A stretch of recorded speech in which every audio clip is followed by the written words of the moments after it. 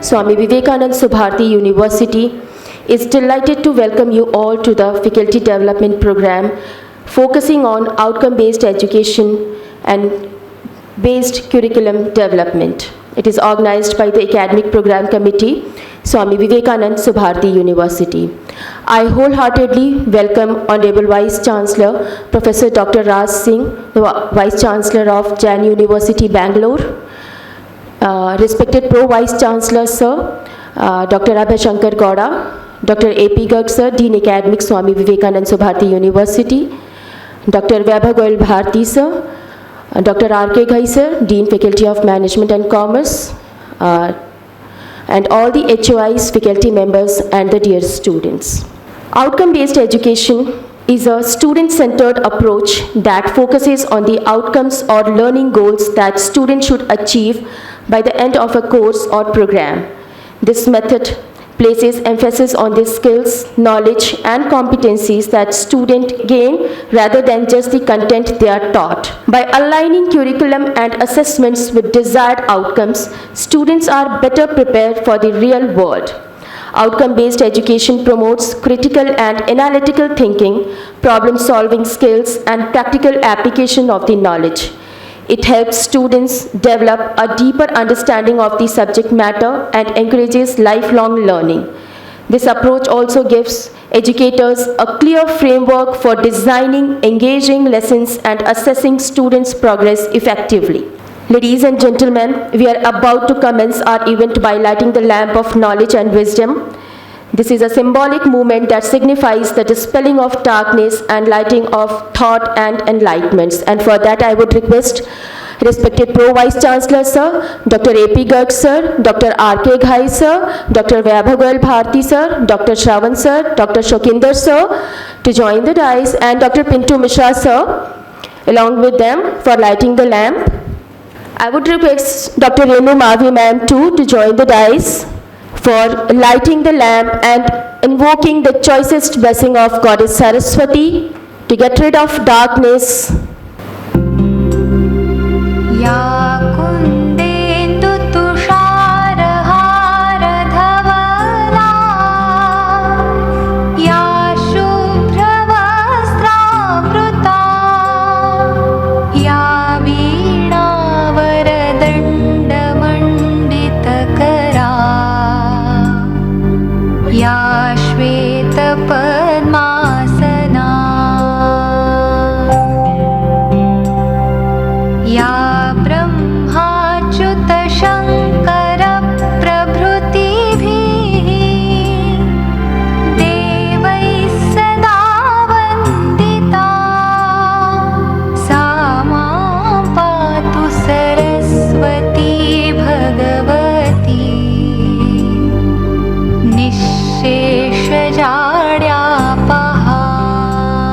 Today we have with us a renowned academician with us, the Honorable Vice Chancellor Jain University, Professor Dr. Raj with us, and I would request Dr.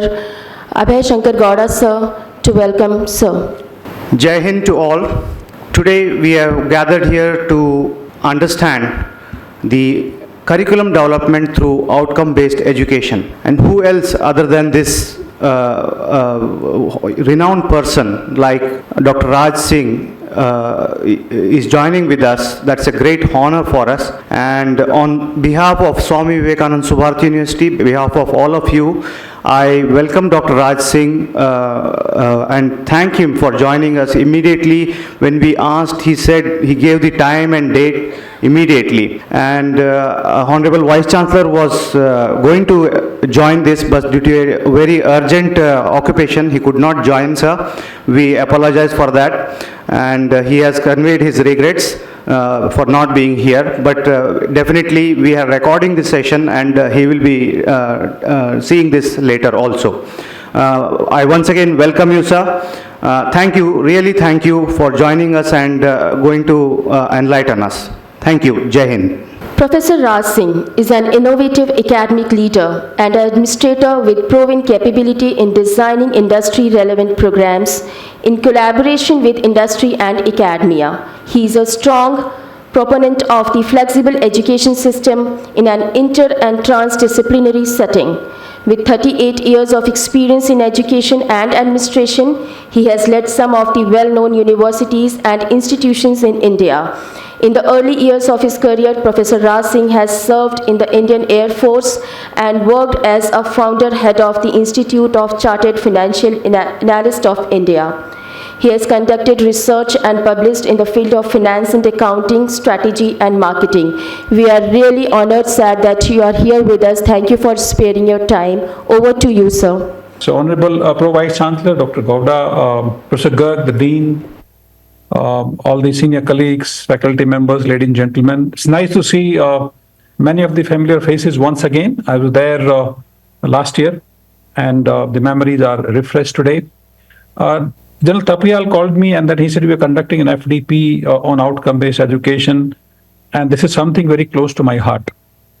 So what I'll do, I'll try to give you my understanding of OBE, seek certain responses to judge the current understanding of this, even though all of us must have been learning this for many, many years now. But the clarity as a country still lacks. It applies to every university, including my own university. Even though we've been making effort for last over 3 years now, we have come to some level, but still it's an ongoing process, and OBE is something which can never be complete. So for this session, I have kept the session outcomes, which will also give you the agenda I have set for the session. And because it's a session on OBE, I should also follow the framework of outcome-based education and start my session with clearly articulating the session outcomes. I have kept 4 session outcomes. As you would see, they are not at a very high level. If you look at in terms of Bloom's taxonomy, they'll be addressing level 1 and 2 only, because that's the thing we can achieve out of 1 hour session. If you want to go to higher level learning outcomes on OBE, we need maybe 1.5 to 2 days session. We have recently concluded training of about 1,300 faculty members in my own university. A 2-day full-time workshop was structured and conducted, and the results have been absolutely stunning. And we plan to continue it in the form of hand-holding. But nonetheless, I think an introductory session of this kind will give you some idea. As I've said, you'll be able to explain the objectives of OBE. You'll be able to explain certain terminologies without any confusion involved in outcome-based education. You'll be able to describe the curriculum design process in the OBE environment, or as we call it LOCF, Learning Outcome-Based Curriculum Framework. You will understand the flow and what step comes first and what comes next. Please feel free to ask questions wherever you get stuck. I'm dealing with a technical session and remotely. It's not an easy task. I'll try to hold the interest of everyone. And once I finish these 3 things, the later part, more advanced part, you'll be able to at least list the steps required further, that what is beyond this. And then at appropriate time, or somebody else in the session would be addressing those. So I understand how about 1.5 hours, 1 hour. Dr. Abhay, if you can confirm to me. Yes, sir. 1 hour.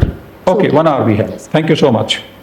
So if you want, you can extend time too. We will be privileged, we'll be honored if you'll enrich us with your knowledge. Maybe 10-15 minutes depending on the interactivity. Yes. We'll flexibility we keep. Sure. Okay, let me start with a question. And if somebody can be ready with the mic. My question is straight, you can read on the screen. Why do we often find that the students with very high grades or CGPA are not necessarily the most employable? First of all, please let me know, do you agree with this statement? And if yes, why does it happen that way? I'll request some responses in any order you can give it. Madam, you can facilitate, or somebody can directly address. Yes, the statement is absolutely correct. And this is my opinion that first 5 on the top, they are not that much good in the time at the time of the employment. Rather, after the 5, 6, 7 to 15 to 20, they excel in their life better to that. And I feel they are very good in writing. They are very good to impress the teacher. But so far as the skill learning and the outcome is concerned, they are lacking in that. And I would like to say that is our evaluation pattern.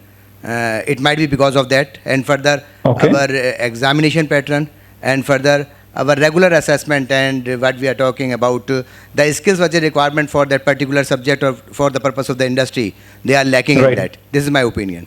Thank you, sir. All right. Anybody else?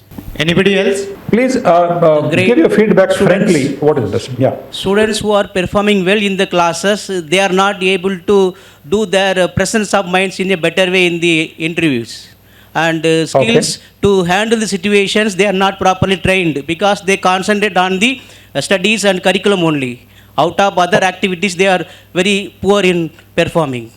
All right. That is the one of the reason that those who are having high grade, they are not able to perform or they are not able to do well in the other Thank you. industries. Who else? Okay, Thank anyone you, sir. else? Couple of more responses. I'm happy that almost everyone agrees that the statement is correct. Yes, madam. Sir मेरा मानना ये है कि जो हमारा curriculum है और जो रोज़गार की आवश्यकताएं हैं वो बहुत बार मैच नहीं होती हैं, तो यही कारण है कि CGPA बहुत अच्छा है लेकिन एम्प्लॉयमेंट उतना अच्छा नहीं है.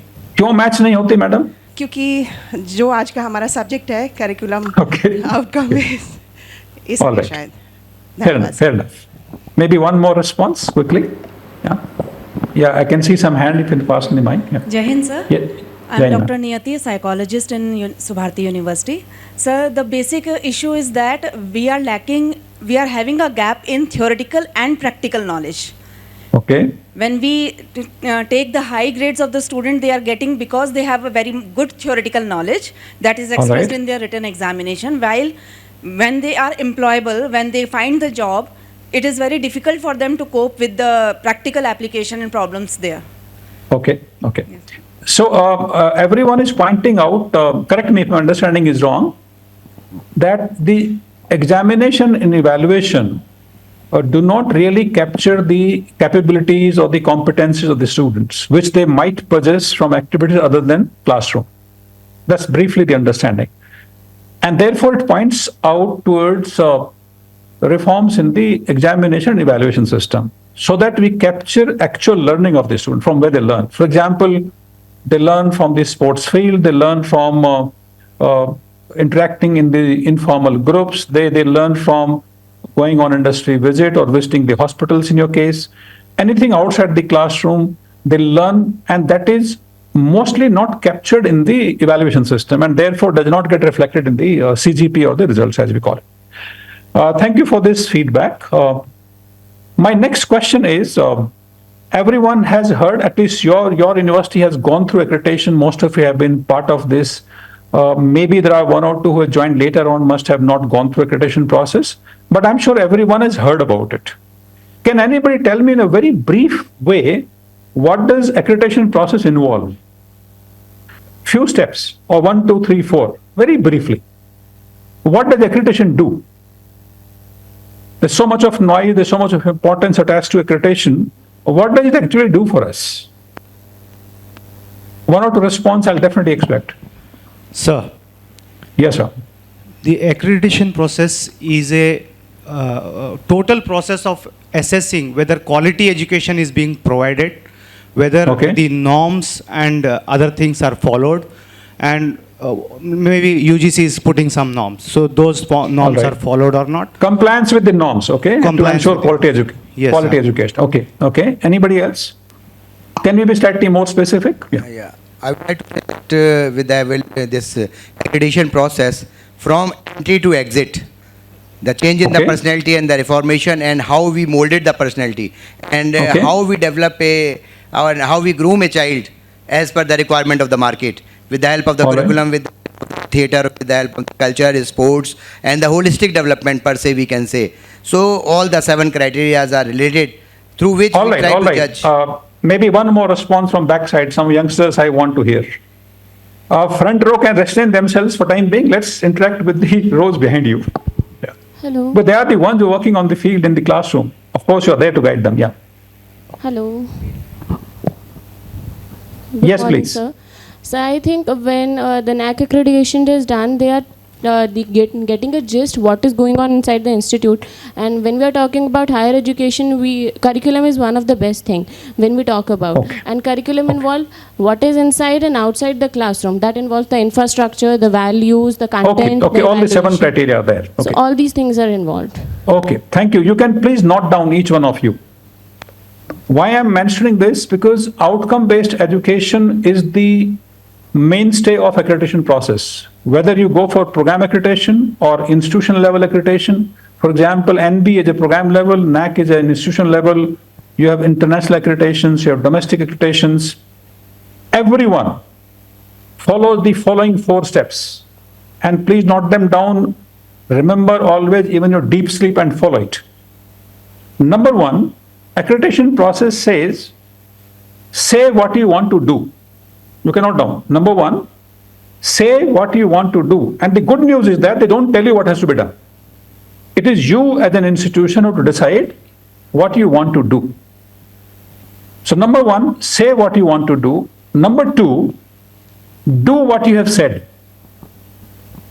Whatever you have decided as a team, as a management, as faculty, having decided, the accreditation process says, please do what you have said. We are not asking you to do something extra. And when you decide what you want to do, you will keep in mind all the market needs and stakeholder expectations and expectations of the regulatory bodies, which you just narrated, some of you. So second step is do what you have said. Okay. The third step they want to see is measure what you have done. Measure or assess or show, whatever you want to call it. Measure what you have done. And fourth one is improve what you have done. Improvement is an ongoing process. When you measure it, you will achieve some level of attainment, some level of performance. And they say, having measured, take steps to move further, to improve it further. So I'll repeat 4 steps. Please remember, I'll request all the HODs and senior people to see that you write them somewhere and everybody remembers them all the times. And if you remember this framework, you'll automatically fall in the framework of outcome-based education. Say what you want to do what you have said, measure what you have done, and improve what you have done.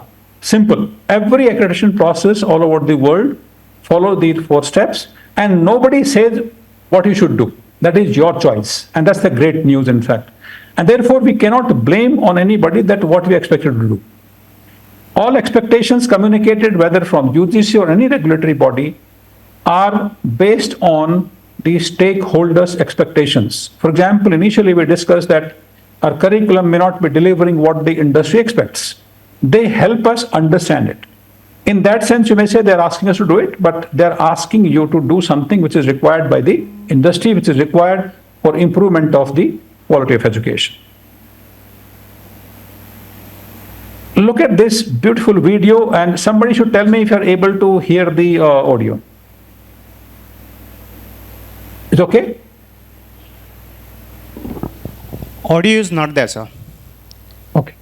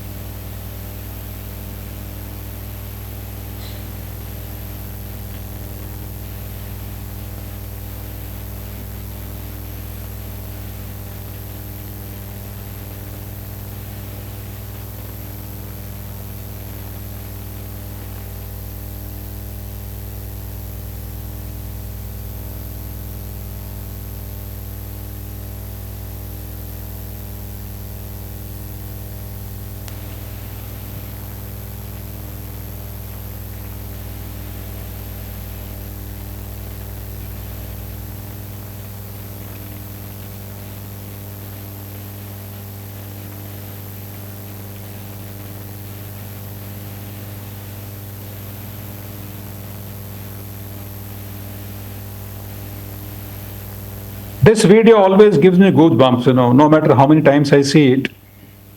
And it raises very pertinent issues, not only about how we are currently educating our students, but what our backgrounds have been. Because our foundations are laid in the schools.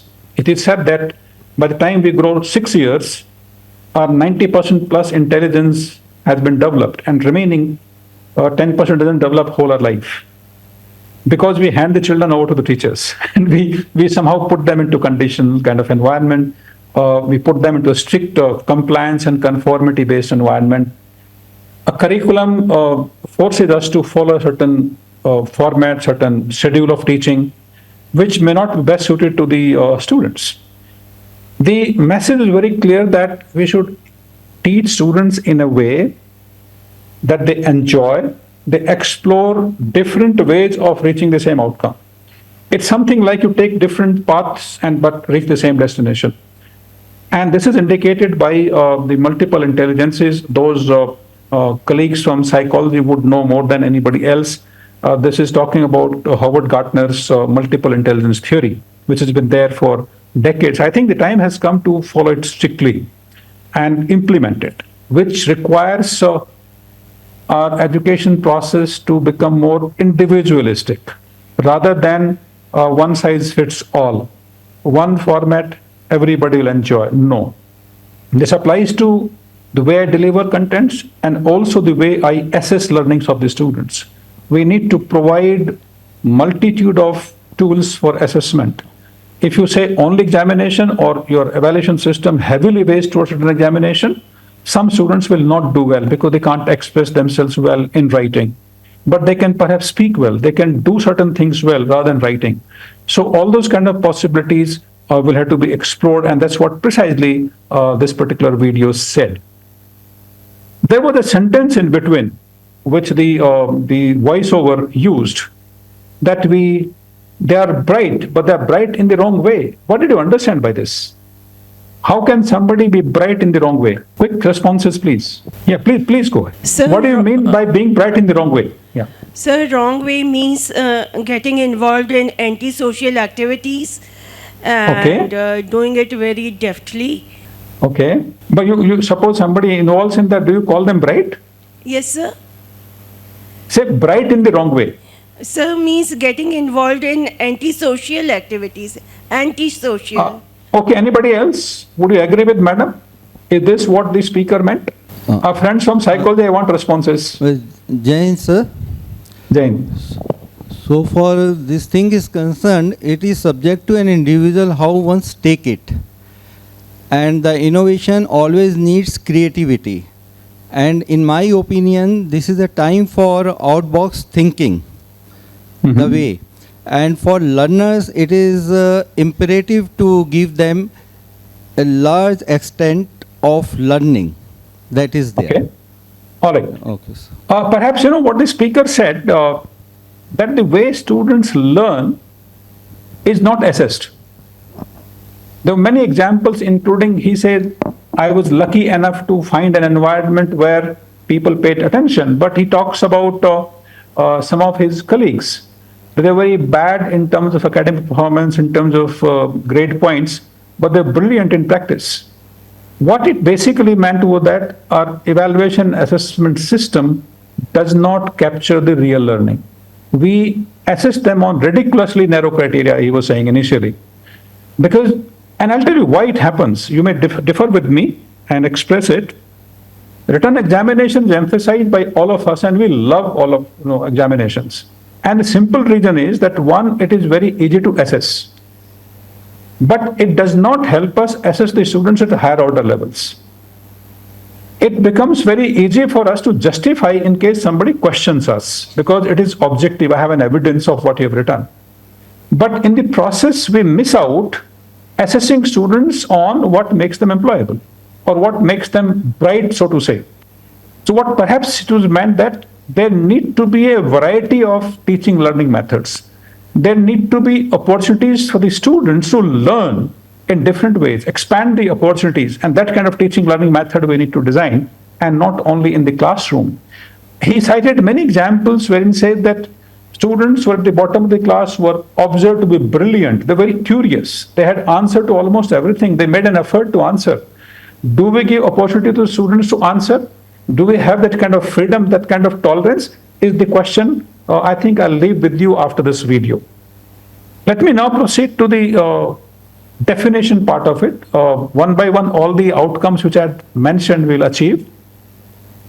If you define outcome-based education, even though the madam who was comparing explained what it does, let me, taking cue from there and what I discussed, summarize it in a very, very brief way. OBE is the alignment of the program or course design. Program means any end of time where you award a qualification. So for example, diploma, PG diploma, certificate, degree, 2 years, 3 years, 4 years, MBA, BTech, MBBS kind of. They are called as programs. So alignment of the program or course design. Course means subjects. Traditionally we used to call them subjects. Now it is being called as course. Teaching learning methodology, or we popularly call them as pedagogy or andragogy. Andragogy applies to adults. So in higher education, strictly speaking, we should use the word andragogy rather than pedagogy. Pedagogy means pediatrics. It's meant for children or small children in the school. So alignment of program or course design, teaching learning methods, and evaluation and assessment with the outcomes. Outcomes, what are they? They are the competencies and capabilities required by industry of the society. And I think the first answer, madam was mentioning that curriculum and what industry requires do not match. That are to be attained by the learner at the end of any learning activity. Any learning activity means could be a whole program of 2, 3, 4, 5, 6 years, could be just a course of 40, 50, 60 hours, could be a module of 8, 10 hours, could be a topic of, or could be a lecture of 1 hour. And within the lecture, there could be 2, 3 topics, and each one of them may have a topic outcome or a module outcome or a course outcome. Like today we have 1 hour session. I started with session outcomes. So outcomes at the end of every learning activity can be achieved through this alignment. Because once I know what my outcomes are, then everything is done accordingly.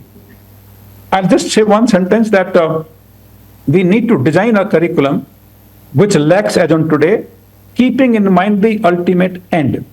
We should work backwards. Right now what is happening, I as a teacher decide what is best for my students, and then something happens at the end. Something very interesting happened with me when I came to this university. It was A+. When I took over in 2020, 2021 we got A++. Since then we are with 3.71 CGPA, which is among the highest at that time. And I was talking to the faculty members and questioning the teaching learning process and the curriculum design process. And the Chancellor really got angry with me. He said, "Sir, I have given you an A+ university on platter. We must have done something right. You're criticizing almost everything. My students learn, they get good jobs, they get good salaries. How it is happening? If your OBE is the ultimate answer." And I said, "Sir, I'm sorry if I have communicated that. What I meant was that if you learn in the way OBE framework wants to teach, there will be something systematically changing." He said, "What is it?" I said, "Today you do not know why your students learn and why they get the jobs they get. You have no understanding of it. You can't tell me in advance. It is something when it happens you come to know about it. It means it is incidental." So I'm not saying that teaching learning has not been taking place. It has been taking place without knowing in advance what my students will be able to do at the end of learning activity.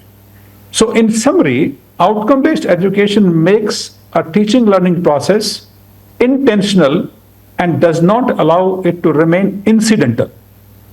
If you understand the spirit of it, it tells me right in the beginning of the program or beginning of any learning activity, reasonably approximately, that what my students will be able to do, what my students will be able to learn, etc., etc. So we start with end in mind. In current system, we start with beginning and teacher is the focus. In outcome-based education, student or the learner becomes the focus. That's the key difference as far as OBE is concerned as compared to the current method. If you look at the message on the strip below, it says the pedagogy resides in assessment. I'm sure you must have come across many cases with your colleagues, or maybe you must have done it yourself when you're less experienced. I have done it many times, of course. My syllabus or outcome says, I want X. My teaching learning teaches them Y. And my assessment method tests or assesses them on Z.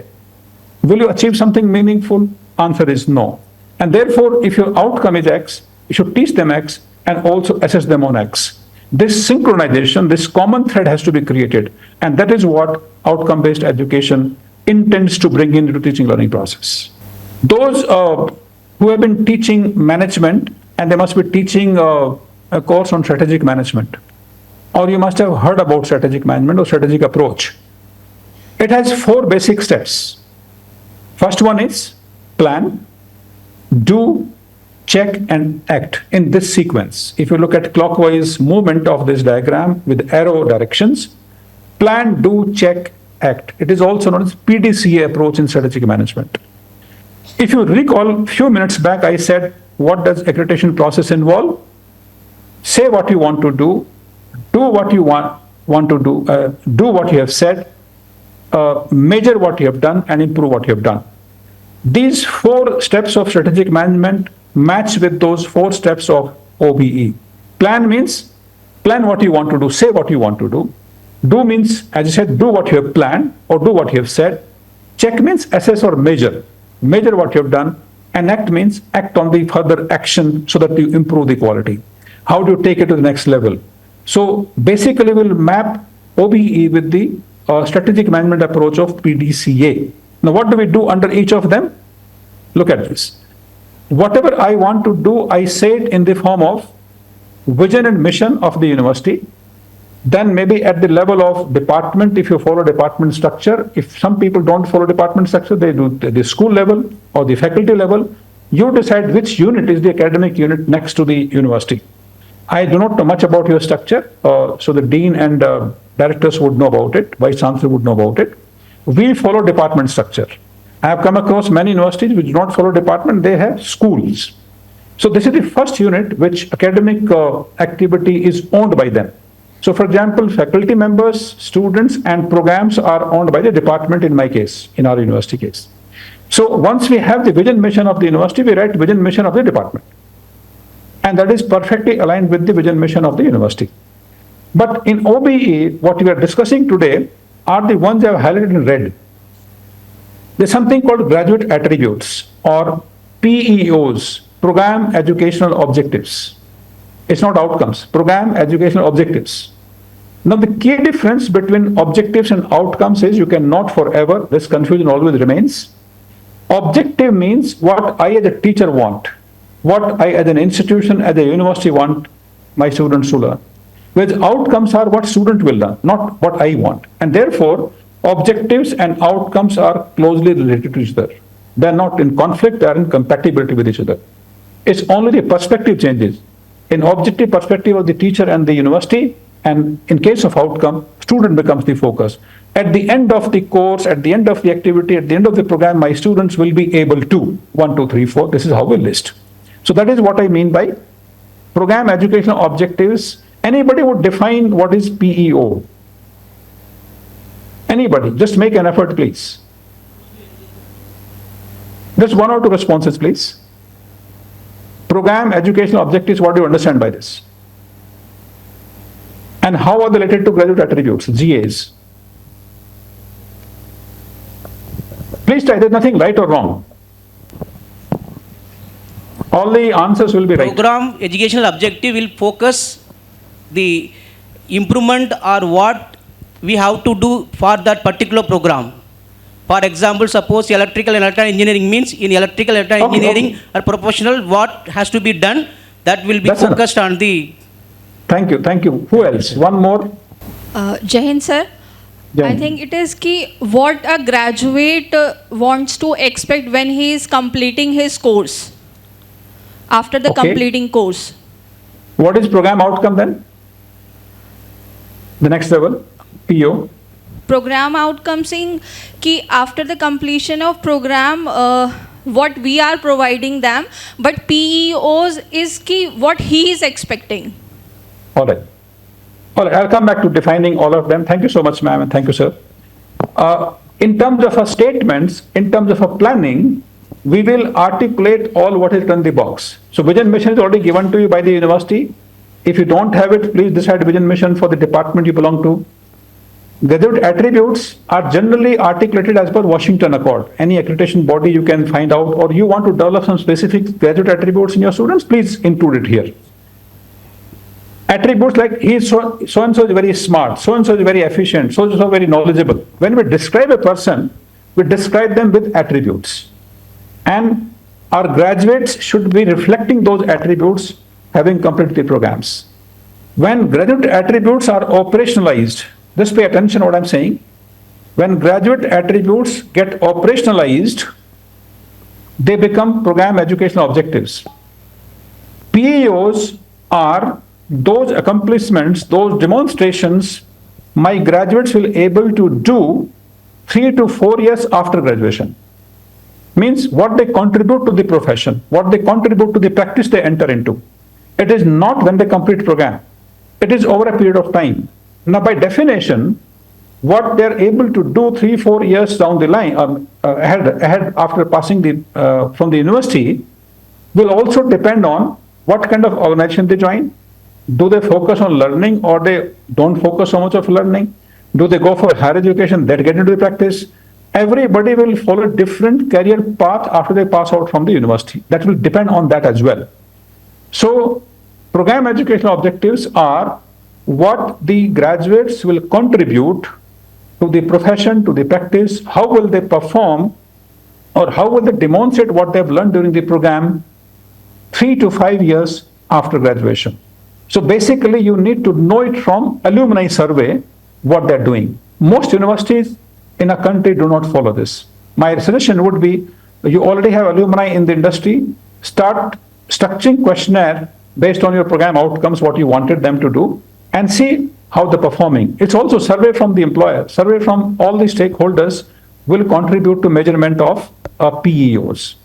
Now PEOs, as I said, after 3 to 5 years, program outcomes and program specific outcomes, POs and PSOs are what students will learn, will be able to do, will be able not to do on completion of the program, at the end of those 2, 3, 4, 5 years, depending on what's the duration of the program. So POs are after, POPSOs are exactly the time they complete the program, at the end of the program. Program outcomes are more generic.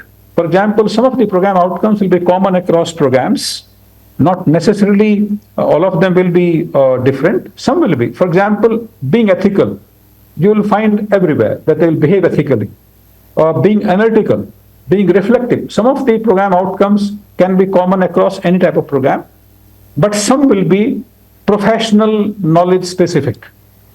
Program specific outcomes are when you have specializations at the end of program, towards the end of the program. Let's say in case of MBA, second year specialization. In case of maybe BTech, after first year specialization starts. Likewise, in MBBS, you have many specializations. Other degrees, you will find specializations.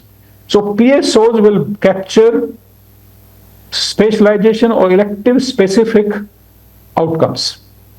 Number two, PSOs will also capture what Subharti does in specific. Suppose you are doing something which nobody else is doing. You want to distinguish yourself.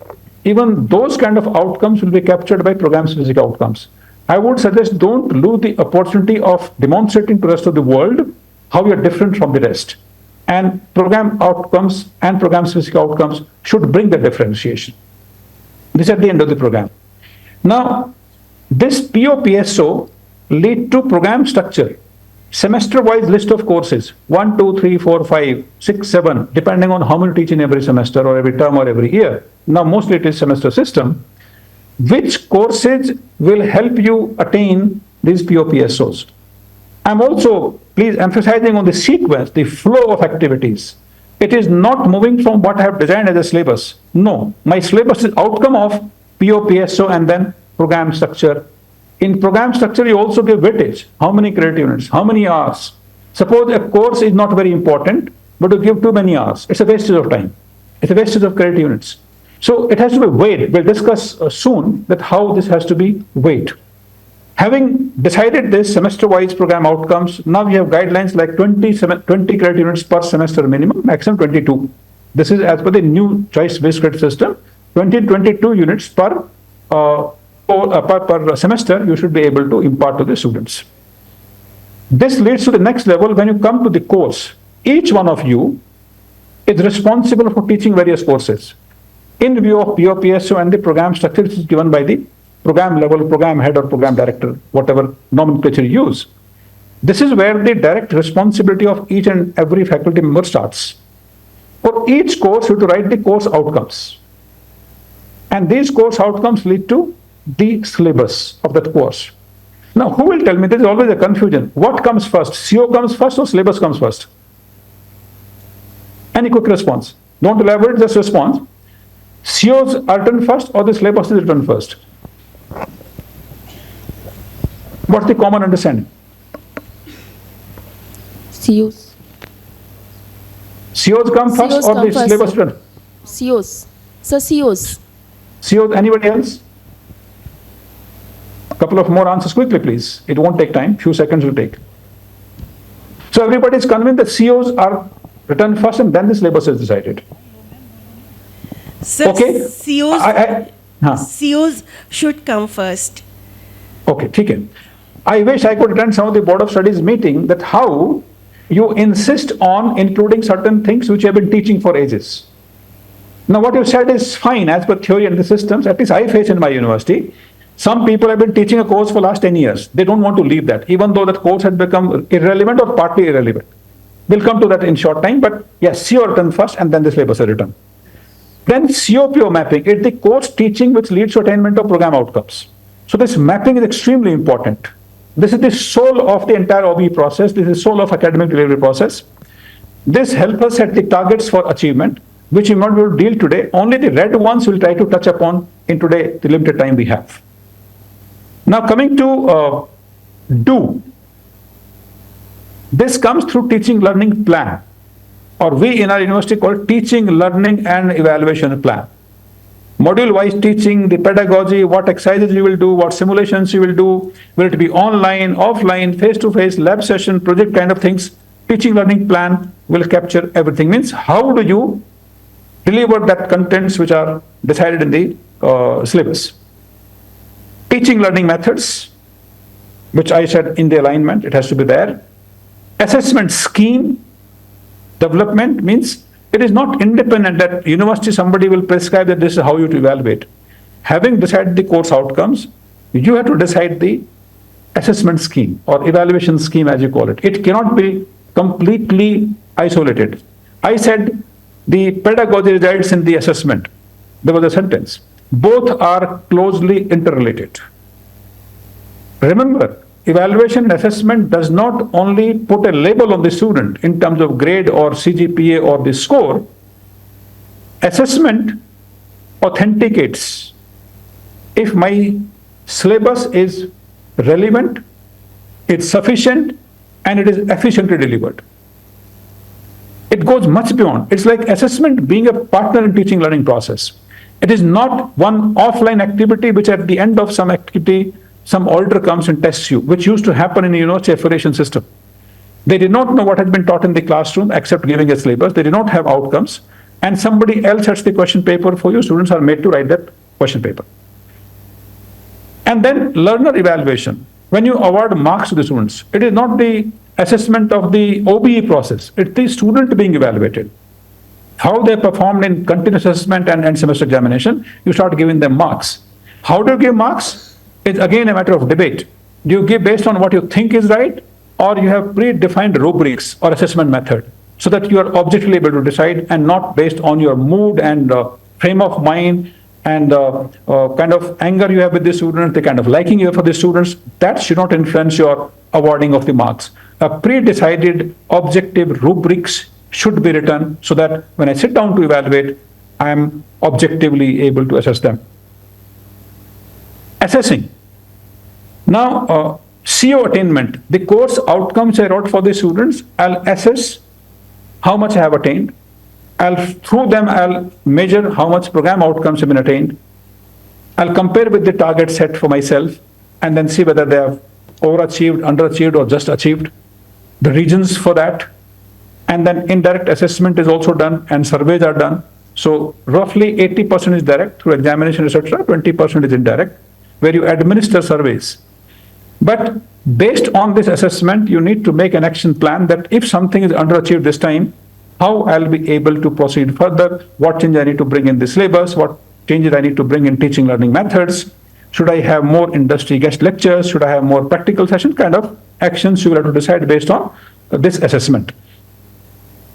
This is basically listing the last course outcome I'm basically trying to cover right away.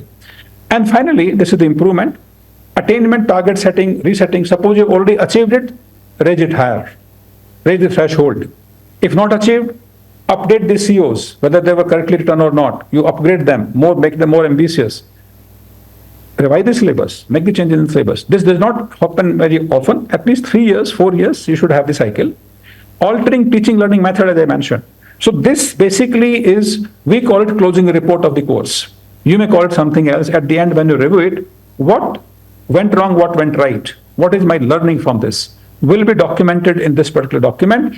And suppose some faculty member leaves, this document remains with the institution. Next faculty knows the entire history, that how it was started, what were the outcomes, what assessment was done, how much it was achieved, and what was the action plan suggested last time by the faculty at that time. So year after year, you'll keep on improving. With a record, you can see the improvement in your achievement of outcomes at the course level as well as program outcome level. Any questions so far before I proceed?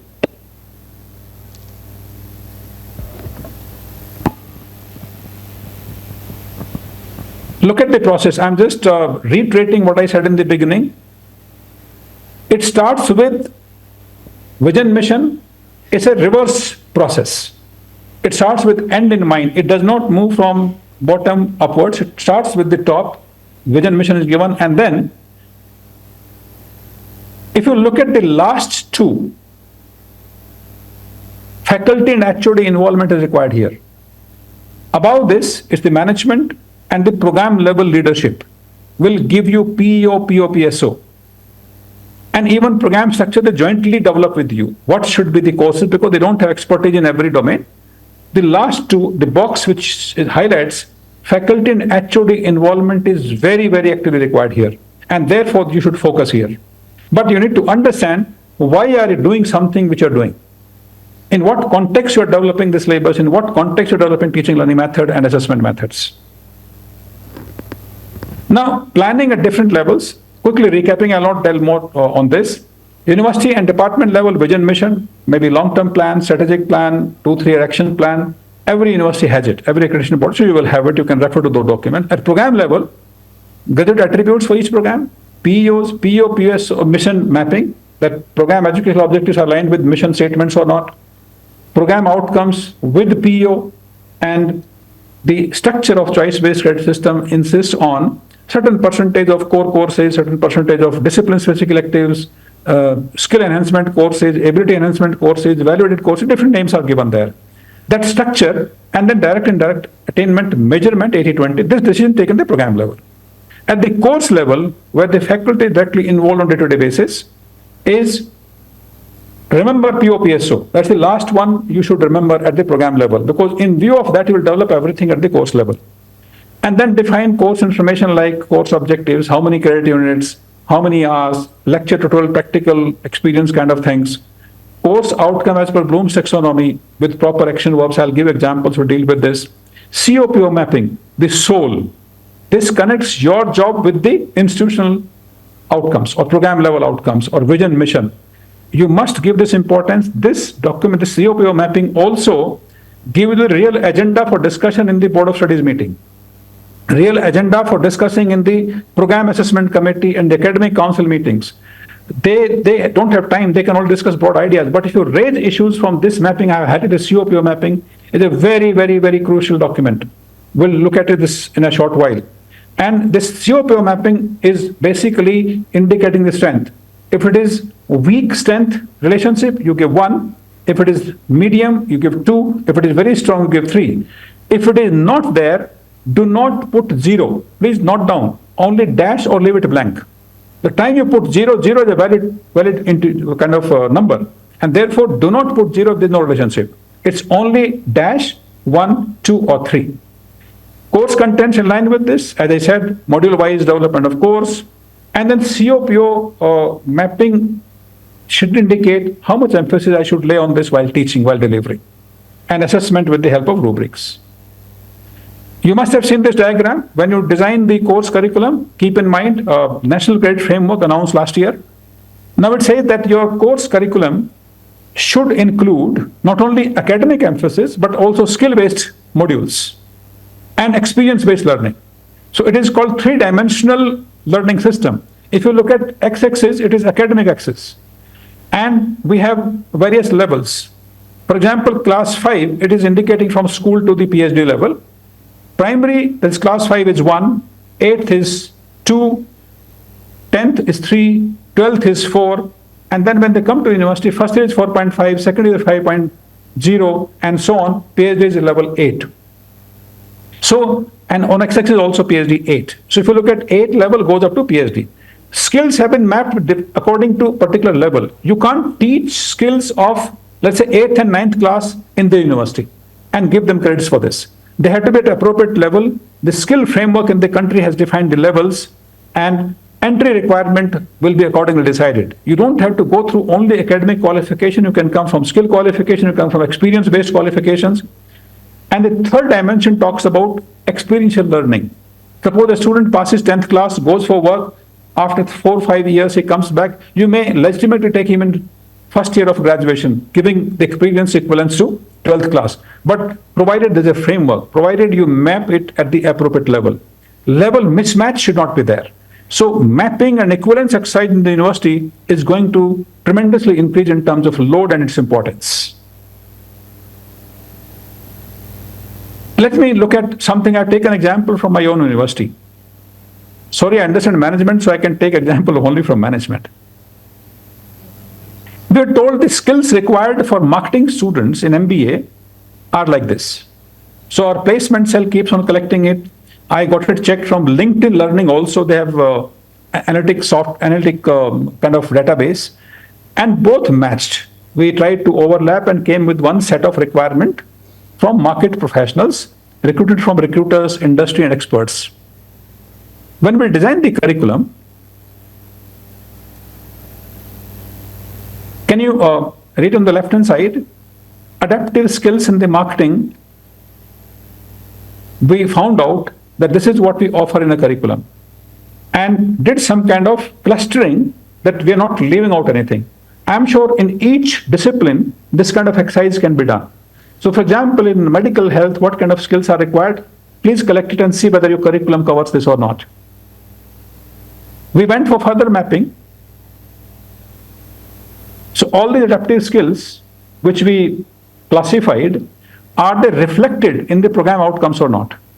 So one is the listing in the form of syllabus, program outcomes we decided, and we did one-to-one mapping if you go look at. PO1 covers all three, or rated to all three.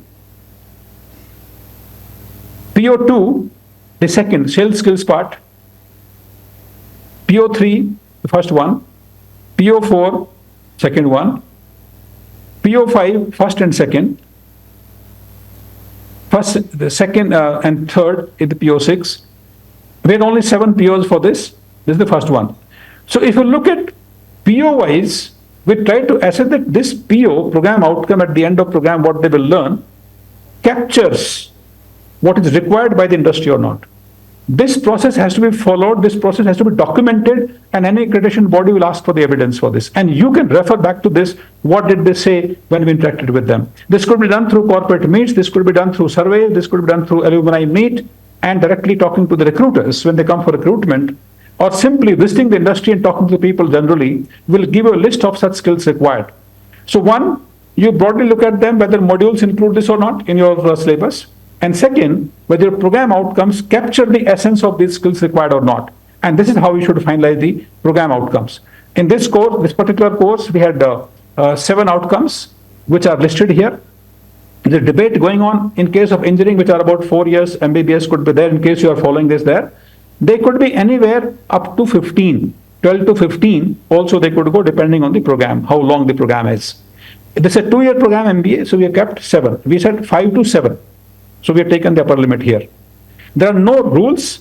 It's the norm, a model which your university adopts will be relevant for this. Now, I want answers. Have you ever, not only in this university, but ever in your career, even called or questioned by the head of the department or board of studies to justify the course you teach? Have you ever faced it? Yes, no? Quick responses, please. Time is running out. Or you're directed one-to-one, they have asked you that the course you're teaching perhaps is not relevant. You should drop it. Yes, sir. And then you will say, no, I should be teaching it. Yes, sir. We have been asked by our... Anybody? Yes, sir. Very good, yeah. Yes, sir. Yes, sir, we have been asked. Even at the You have been asked? Yeah. So what kind of questions were there and what were your responses? How did you justify? So whether we have cleared all the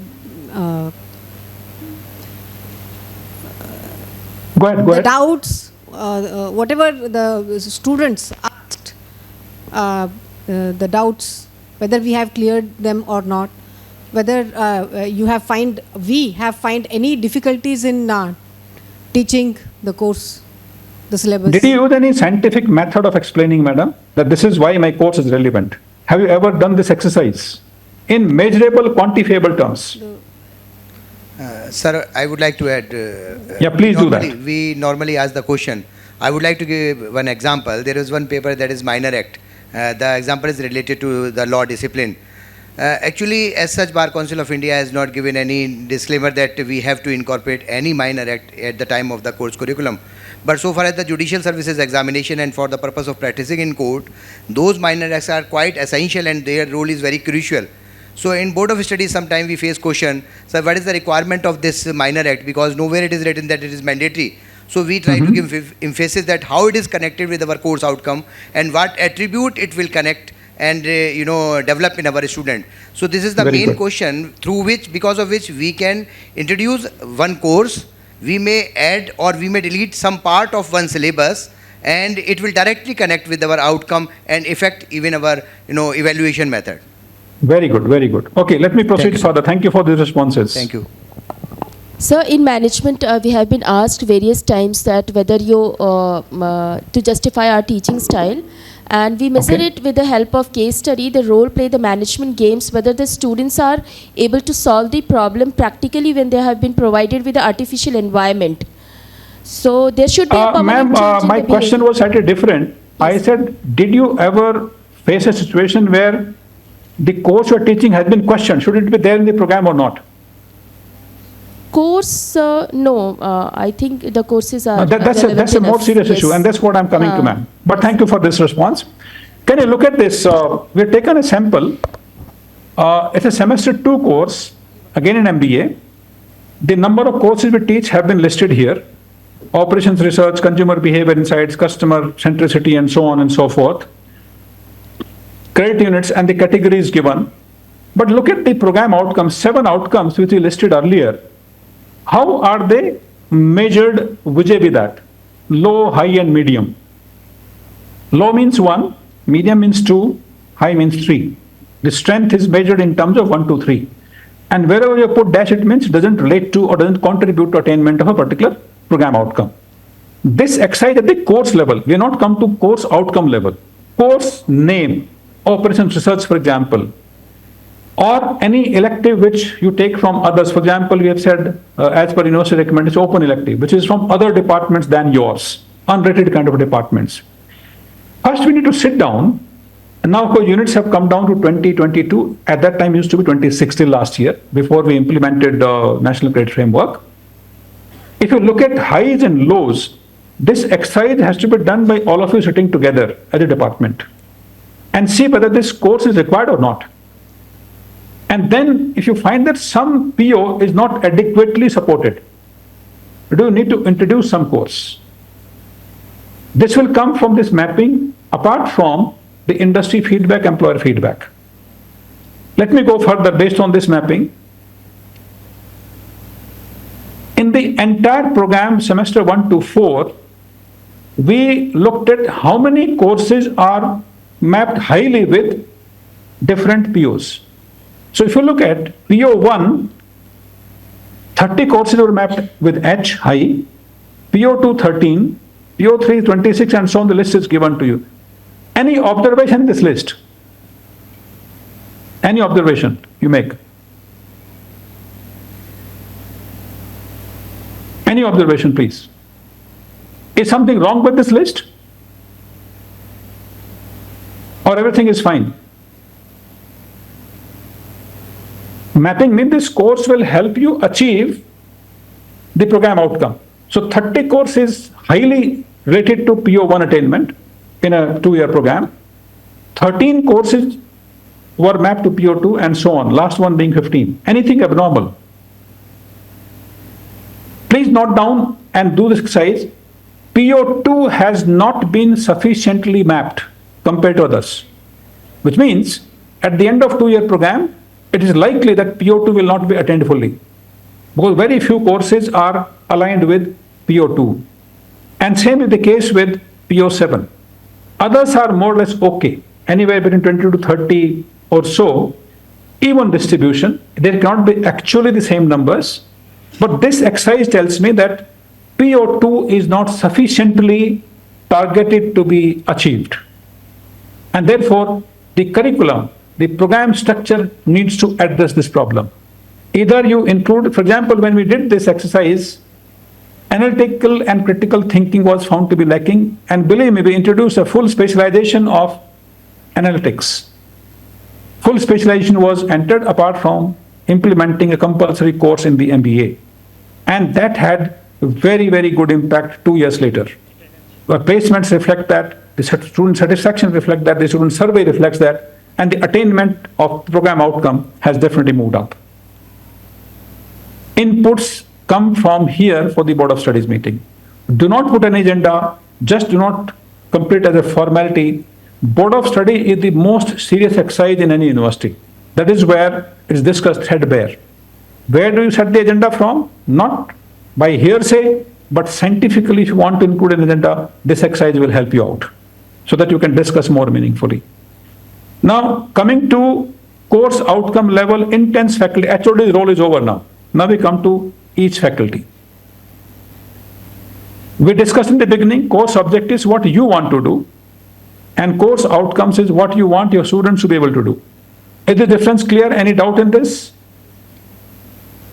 We are moving to course outcomes now.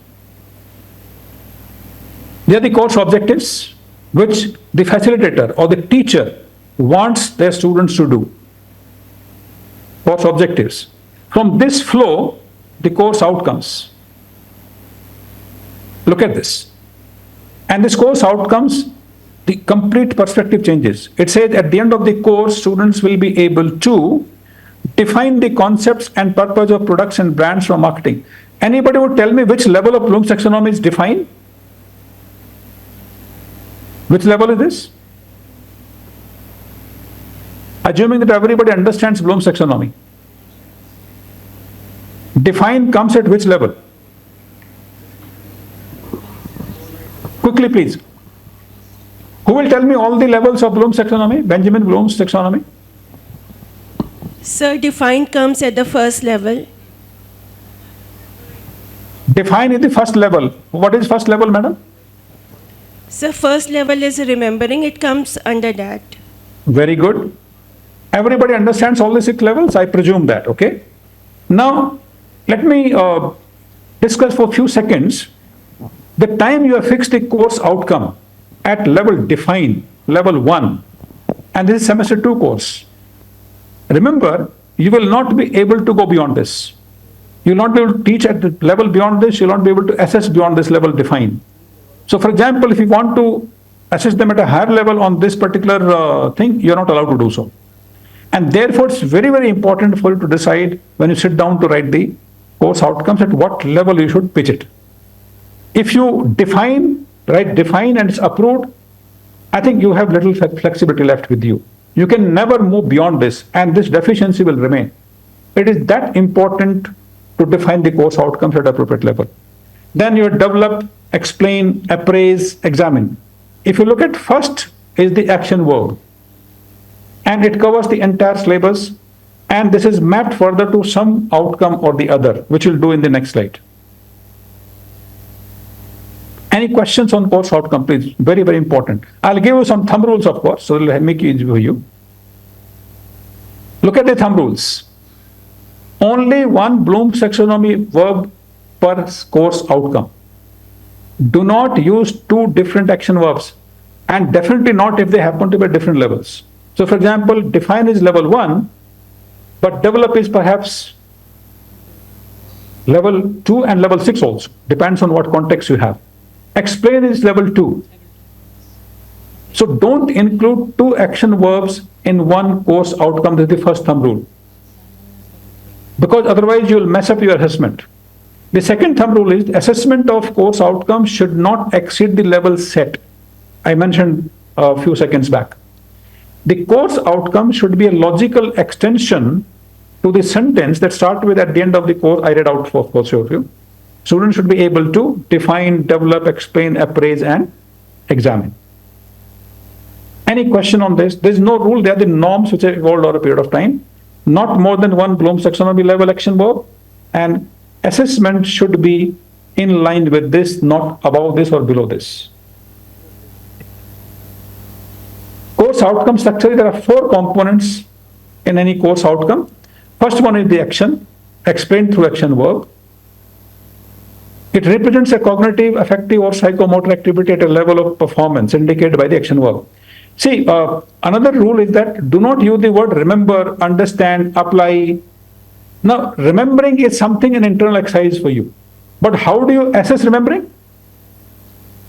Remembering can't be assessed, to be very frank with you. Remembering has to be assessed through some activity, where some action is shown. For example, list, recite, kind of activities will help you whether person remembers it or not. Okay? Same way, so first one is action, second is knowledge. What you want them to learn, knowledge part of it. Third one is conditions, under what conditions, limitations, subject to this, or within this framework. And last one is the criteria. How will you indicate the assessment criteria? First two are mandatory, last two are optional. But as you move from lower level to higher level outcomes, all four criteria are expected to be satisfied when you write the course outcome. There are some examples given. One course outcome written here is calculate major and minor losses associated with the fluid flow in piping network. It's taken from engineering. So calculate is the action. Third level, apply level. Knowledge, major and minor losses associated with fluid flow pipe. There is no condition, there is no criteria. If you look at number 2 example, determine the dynamic unbalanced conditions of a given mechanical system of rigid bodies subjected to force and acceleration. Determine is the action verb. Knowledge part, dynamic unbalanced conditions.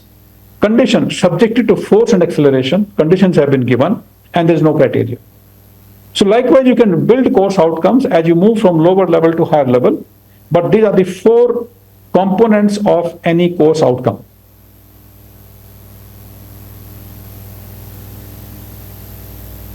COPO mapping, extremely important. And as I said, if you go wrong here, your entire exercise is wrong, then you can never measure it effectively.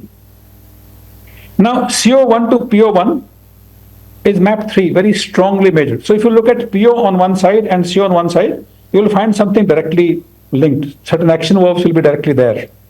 But remember, define limit CO. Define does not allow you to map it with higher level learning outcomes because you have restricted yourself. In fact, this particular course outcome became a topic of discussion in the entire university for the last 2 years. It's taken one of the most cited examples that how by defining at the first level, you messed up the whole thing. You went wrong everywhere else. Even NAAC team caught us on this and asked us questions. CO2 is mapped with all the POs. Now, there are some thumb rules here. Look at PO1. So look at 3 plus 1 plus 3 plus 3, 3. Add all of them, divide by 5. In case of PO2, only the relevant mapping has to be taken. Don't divide by 5 here. Only where you have some integer like 1. So 1 divided by 1. There is only one response. 2 plus 2 plus 3, that is 7 divided by 3. So 3 are filled there in terms of relationship. This is how the average is calculated. And at the bottom row is your target level for the course attainment. This is what you should be able to achieve. So average of all these mappings will be your target for the course. Now, if you put low figures there, your targets become low, very easy to achieve. If you put high figures, your target will go up. So you have to be realistically evaluating how much mapping strength has to be there. Now here, if you look at 1, 1, 1, the 3 times 1 appear. So what happened to control the faculty, because there are weak relationships, of course, we can't deny this. We came up with some thumb rules. And those thumb rules were,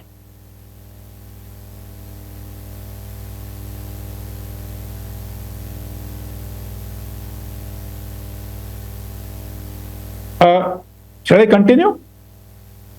Okay.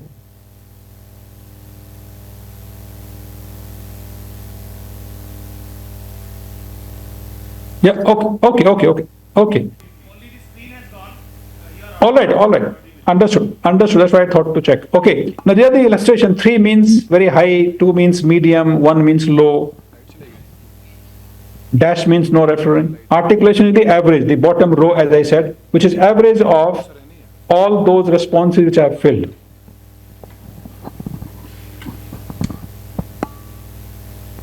Thumb rules while writing or while mapping this. Please do not deviate, otherwise you will go horribly wrong. Number 1, there should be zeros or dash. 0 means no relationship in each row, at least 1. All should not be filled because it's not possible realistically that every course outcome is contributing to every program outcome. It is not possible. Otherwise, what will happen, teach 2, 3, 4 courses and your program outcomes are achieved. So you must leave at least 1 blank in each row. More are acceptable, but at least 1. There should be at least 1 3 in each row. High correlation. If it is not possible, that means you articulated your CO or PO wrong. mostly your CO, re-articulate it, so that you show stronger strength or high strength. At least 40%. Now, thumb rules come from physics, otherwise they make life difficult. Every faculty will be giving in their own way. When I came here, believe me, all these shelves were full. And they said every CO contributes to every PO. It took 3 years for me to get it removed, because 3 years the revision cycle. At least 40% of the POs should be more than 2. Which means one can be ignored. One does not contribute significantly. And last one is the most important one. Whenever you put a positive digit here, see that you are assessing it. Without assessment, do not put any relationship, because you won't be able to assess it. Now, in this table, if you look at, if you add all of them, 3, 7, 8, 9, 10, 11, 12, 13, 14, 15, 15 plus 3, 18, 22, 25, 28, 31, 34, some 37 or 38 evaluations have to be done. Now, from beginning to the end of the semester, you should ask at least 37 questions in all the CA and end semester examination. That's the implication of this. If you are not going to assess, you have no right to put relationship here. That's the message out of this. Yeah. Like this, if a course has 40 courses, for example, this is only for one. So bottom rows will, for all 40 will be calculated, and then average taken, they become the program outcome attainment targets. And that becomes the target you have to achieve. I'll stop here because I've already exhausted my time and I want to leave some time for the questions and answers. Measurement of attainment is another, it may require about half day to maybe 4 or 5 hours. If required, we can do later on, but this is just an overview of outcome-based education, what it is. And I thought, let me go up to at least articulation of COs and mapping them with the program outcomes. I'll stop here. The floor is open for questions. I can minimize it. Sir, when we measure the COP or we map the COPO, actually it is subjective method. So, sir, is there any method, is there any numerical method to calculate or to map accurately? Because it is subjective. Some say this is strongly mapped, some say this is medium. Yes, there is a very technical and scientific method. The first one will be, see, program outcomes as well as course outcomes have the action verb. Suppose both are at demonstration level. Now, demonstration is level 3. Now, you directly find a relationship. Demonstrate in course outcome also, demonstrate in program outcome also. You can legitimately put H, high. Then there is the process of teaching learning. Suppose you say, well, this directly does not match, but since some other action verb is there, but my process ensures that I am reaching to application level, it's a strong relationship. You can give 3 or 2. But if it's indirectly you're finding relationship, then it's 1. When you sit down and discuss each and every word of CO and PO, you'll be able to do it accurately. Number 2, never do it alone.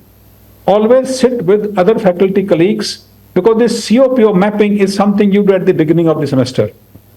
And consider the view of everybody, look at the teaching learning method. For example, if you're saying that it's 3 and I'm mapping with PO at level 4, which is analyzing, but the teaching learning method is only straight lectures, you can never achieve this. Then you will say, you should include some projects in this, you should include some simulation in this, you should include some industry project or research project kind of things.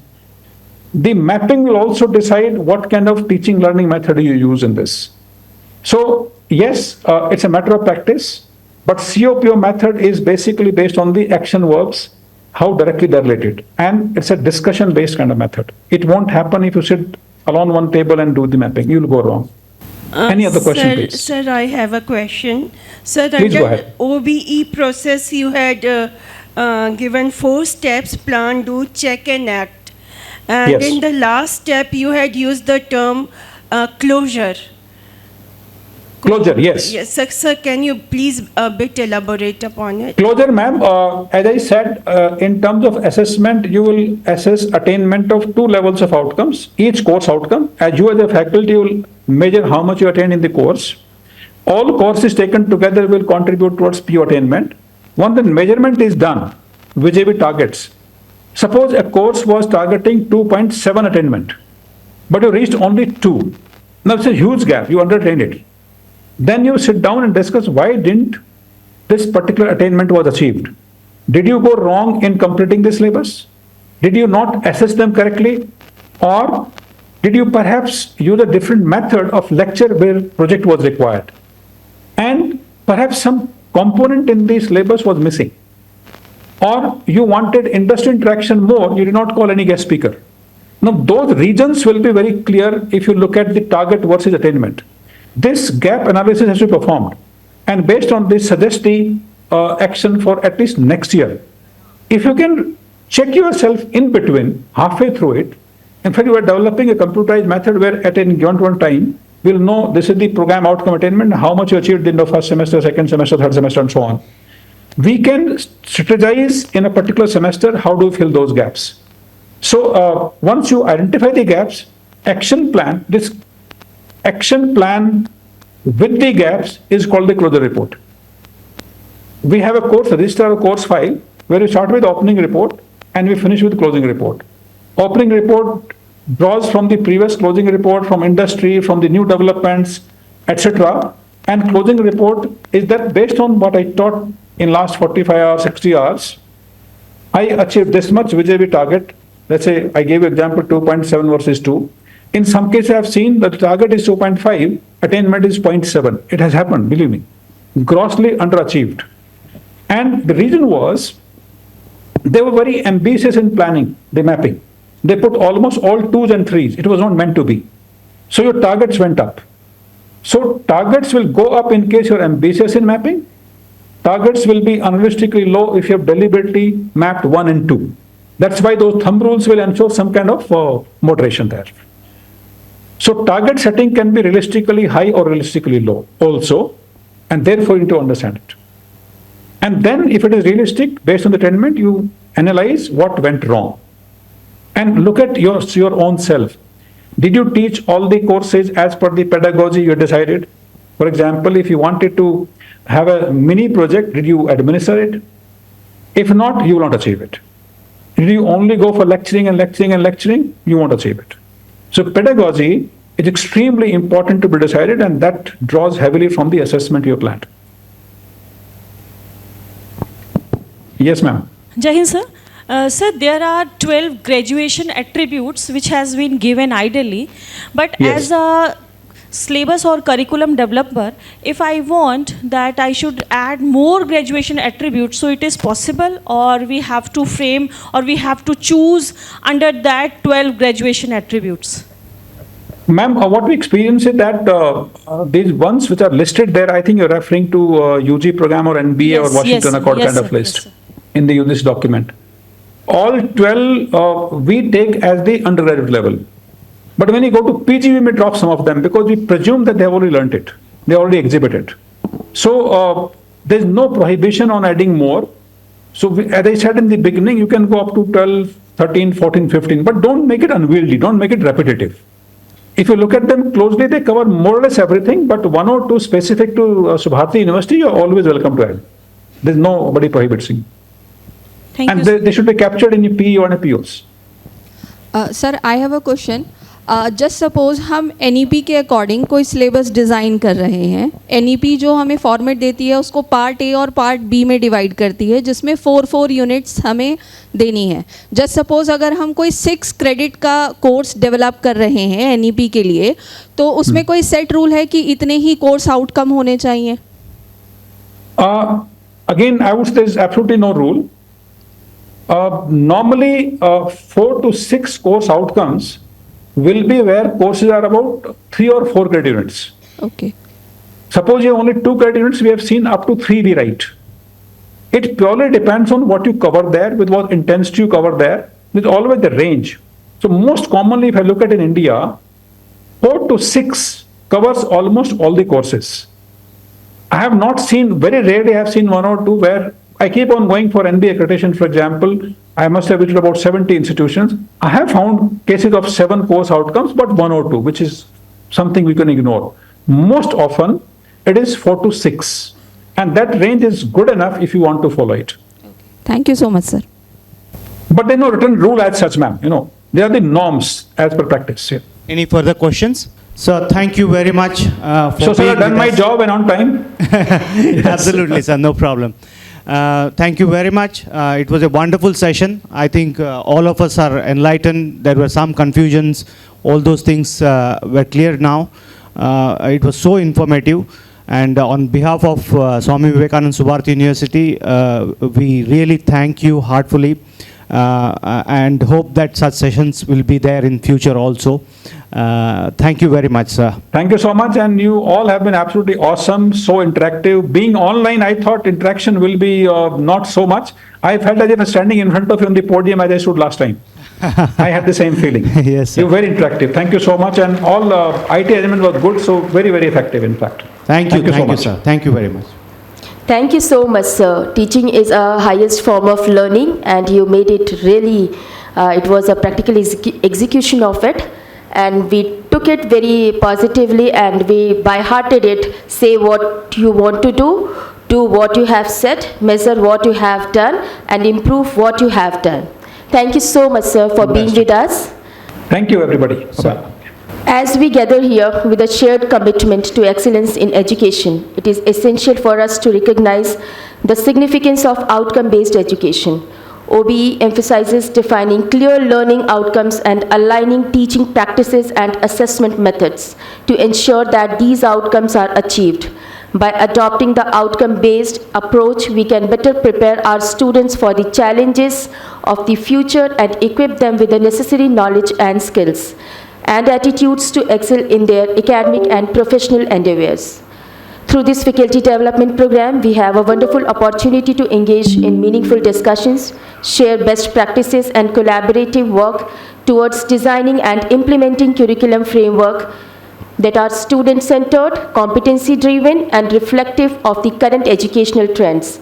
Let us begin the practical aspect of this faculty development program. The practical aspect of curriculum development through OBE will be handled by Dr. A.P. Garg, sir, the Dean Academic, Swami Vivekanand Subharti University. Over to you, sir. I would request you to join the dais. So, Jain, and very good morning to all.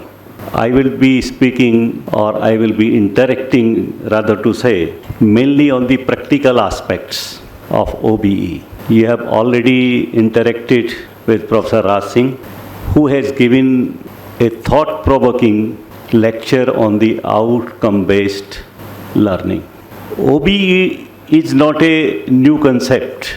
If you go to the Vedic period, you will find that what was defined at that time.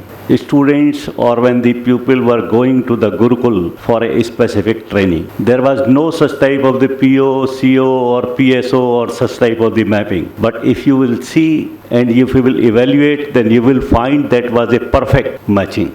That is, the target was fixed, that this student is to be taught, for example, the worship, or this student is to be taught the philosophy. This person is to be taught any other type of the medical science or surgery or something like that.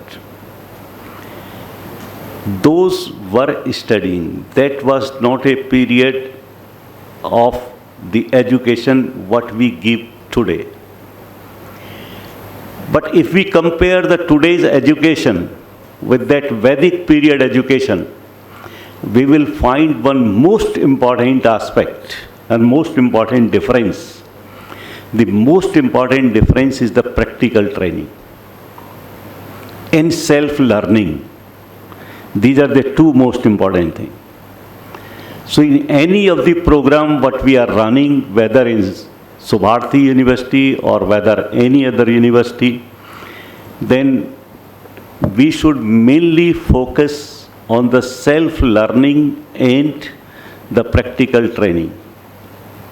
Many times the students and the faculty members, they ask me that if it is Hindi or English or history or geography, what will be the practical training there? Yes, there are practical training. If you see the history, then the mini projects, the excavations, these type of the things. So every program is having the practical aspect. The Emphasis in every program will be different. For example, if it is a program of agriculture, 70 to 80% is the practical aspect. If it is a medical training, medical science, 30 to 40% just the theory and the 60% practical aspect. If it is a history, geography or something like that, in that case, the practical may be 40%, 60% may be the theory. So we cannot say a straight-jacket formula for the OBE that it will be implemented same in all the cases. We have to think and we have to decide that every program will have the different components. And these different components need to be identified. That is the one very important point. The second thing, as Professor Raj Singh was saying, that is the mapping. Mapping, PO, CO mapping, CO, PO mapping or PSO mapping, several type of the formula, several type of the things, they are already described, discussed and present in practice. But what is the best way of this mapping? It is the feedback from the stakeholders. Feedback from the stakeholders, that is how much the student have learned, how much the parents are satisfied, how much the job providers are satisfied, how much is the progress, the alumni base and all these things. So that is the right way of the mapping if you will find the practical aspects. So practical aspects and the theoretical aspects of the OBE, they also differ to some extent in the same way as we all are the students of science or scientific field or related field. And we are the faculty members, we are the trainers, educators. We recognize and realize these things very well. So during this short interaction, I will discuss some of the practical aspects based on my personal experience and based on the interaction with the several faculty members, my colleagues, administrators and educationists, and by reading and by having the experience and the exposure with the Western education culture. If you just try to see that what is the difference in the education system of Asian countries, I will say, including India, and the difference between the Western countries. We are very good in teaching in the lecture halls. Very good, extremely good.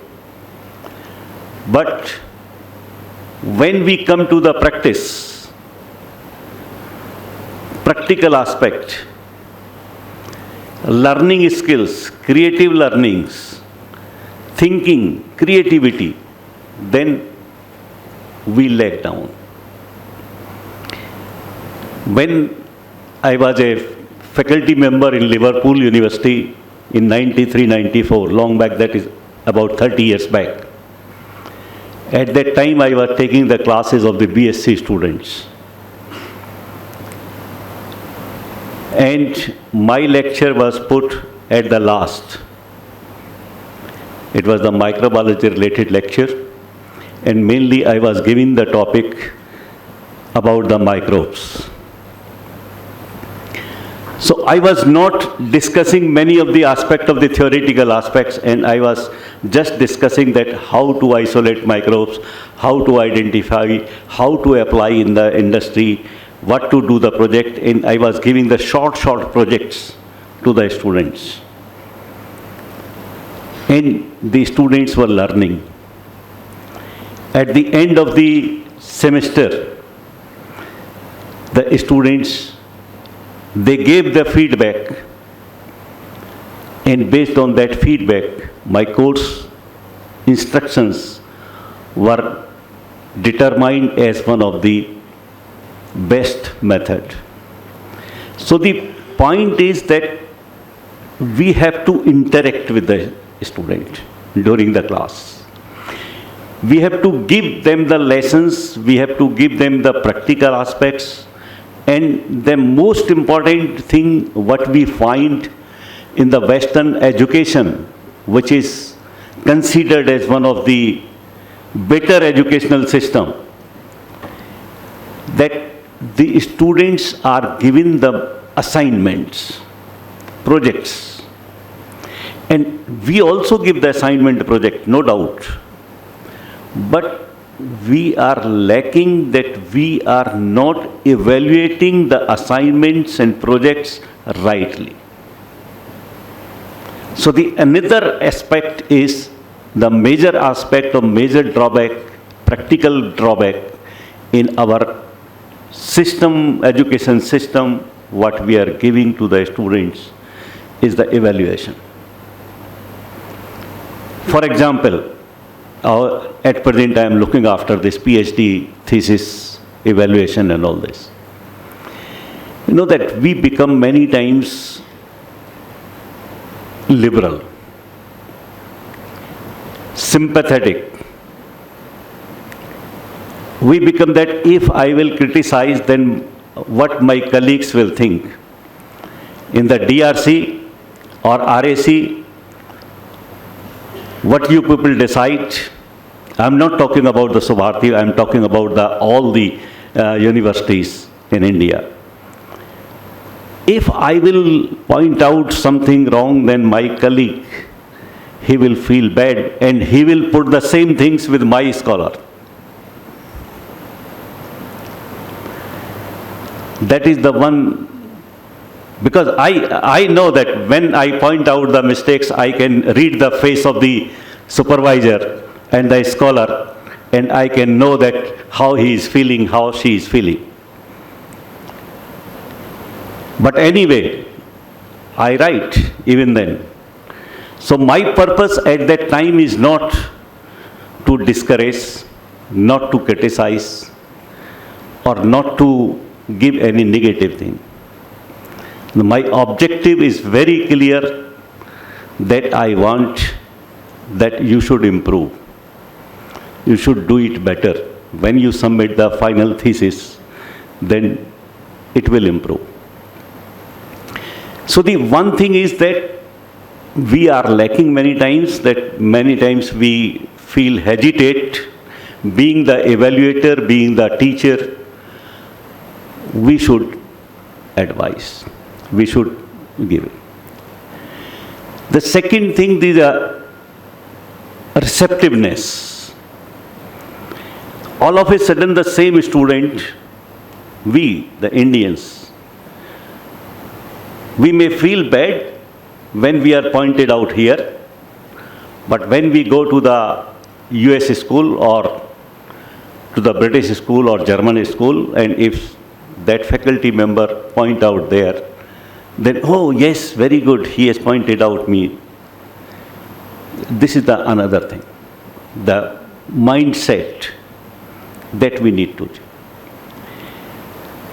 The another thing what when compare the two systems, the another very important point is, if any of you is having the idea or some exposure or awareness about the Western education system, you will find that the professor introduced the topic only. He will deliver a lecture for 1 hour or 1 hour 30 minutes, maximum 90 minutes, and most of the professors, they will deliver only 2 or 3 lectures in a week, maximum 3 lectures in a week. But for preparation of these 3 lectures, he might have taken 40 hours, 50 hours a week. I have one of my friend in Singapore who was working as a postdoc with me when I was in Germany. And now he is working in 3 universities as professor. And in each university he goes only for 1 day. And 3 days he make the preparation of the lectures. And the whole day he remain there, give the lecture, give the practical training, and he is, at present, he is the one of the highest paid professor in Singapore. So the question is that our system needs some change. From where the system change will come? Now the science, engineering, or even all the entire branch, it is growing at such a fast speed that if you wish that I should know each and every aspect of microbiology, no, I cannot. In spite of the fact that I may put 3-4 hours every day in reading, but even then I cannot claim. Microbiology is having maybe 20 different fields, and if I want to excel, and if I want to be up to date, then I can be up to date only 2, 3 or 4 fields. So the system needs to be changed if we want to compete with the Western world in the education system. The number of the students, number of the universities is not too many in India. I don't say that, but the number of the students are many, and there is a vast gap between the infrastructure and the facilities or academic facilities or the academic environment of the universities. Even if we compare our own university, you will find, I am not pointing out that A school is having the better facilities than the B school. And then if we expect that the A and B will perform the same, it is unrealistic. So the thing is that the outcome should be measured in terms of the input. For example, the students in Subharti University who are opting or who are getting the admission, they are having the 50%, 55, 60% marks. And a student in IITs who is getting the admission is having already 90% marks. Now you want to compare that the both should come at the same. No. In the private universities, a student, when he is taking the admission at the rate of, at the entry level of the 50%, and if he is going out at the out level, exit level of the 70%, then there is a gain of the 20% outcome. But in IITs or some other, entry level is 90% and outcome is 92 or 93%, then the gain is only 3%. And you also see the funds what are infused over there. So the outcome based education, okay, fine, and the outcome what we expect, it should be in terms of the input also. That is why I have been many times advocating in the NAAC meetings and in the Vice Chancellor conference when there was this NEP 2020 was being framed. Luckily, I participated on all the meetings and I was quite vocal, and I had emphasized at that time also that this accreditation process, we are accrediting almost every university, every institution with the same criteria. We are not keeping in mind that what is the input. So the input and output both should be compared, and then only the correct assessment or performance of a person can be rightly assessed. That was so. So this is my particular experience-based practical aspect of the OBE. I am not criticizing it, but I am just saying so. I will now start making some. So just this is the overview. If we just say, you will find. Hello. You will find that the educational model that forms the base of quality education system what we are using. This entire system, as we have discussed, that this is having some shortcomings, some gaps, and these gaps need to be filled up. Being a private university, we are having lot of flexibility, lot of opportunities, lot of challenges, and we should be the first. Because we, being the autonomous institution, we can change the syllabus, we can make our own evaluation system, we can make so many things which can give us the unique system in the world. Our own system we can develop instead of following the system of anyone. So the second, there is no single specified style of teaching or assessment of OBE, as I told you. Every course is having the different. For example, if we are teaching the environmental science, then the assessment system will be different. If we are medical college students, then the assessment system will be different. Outcome will be different. If history, outcome will be physics different, mathematics different.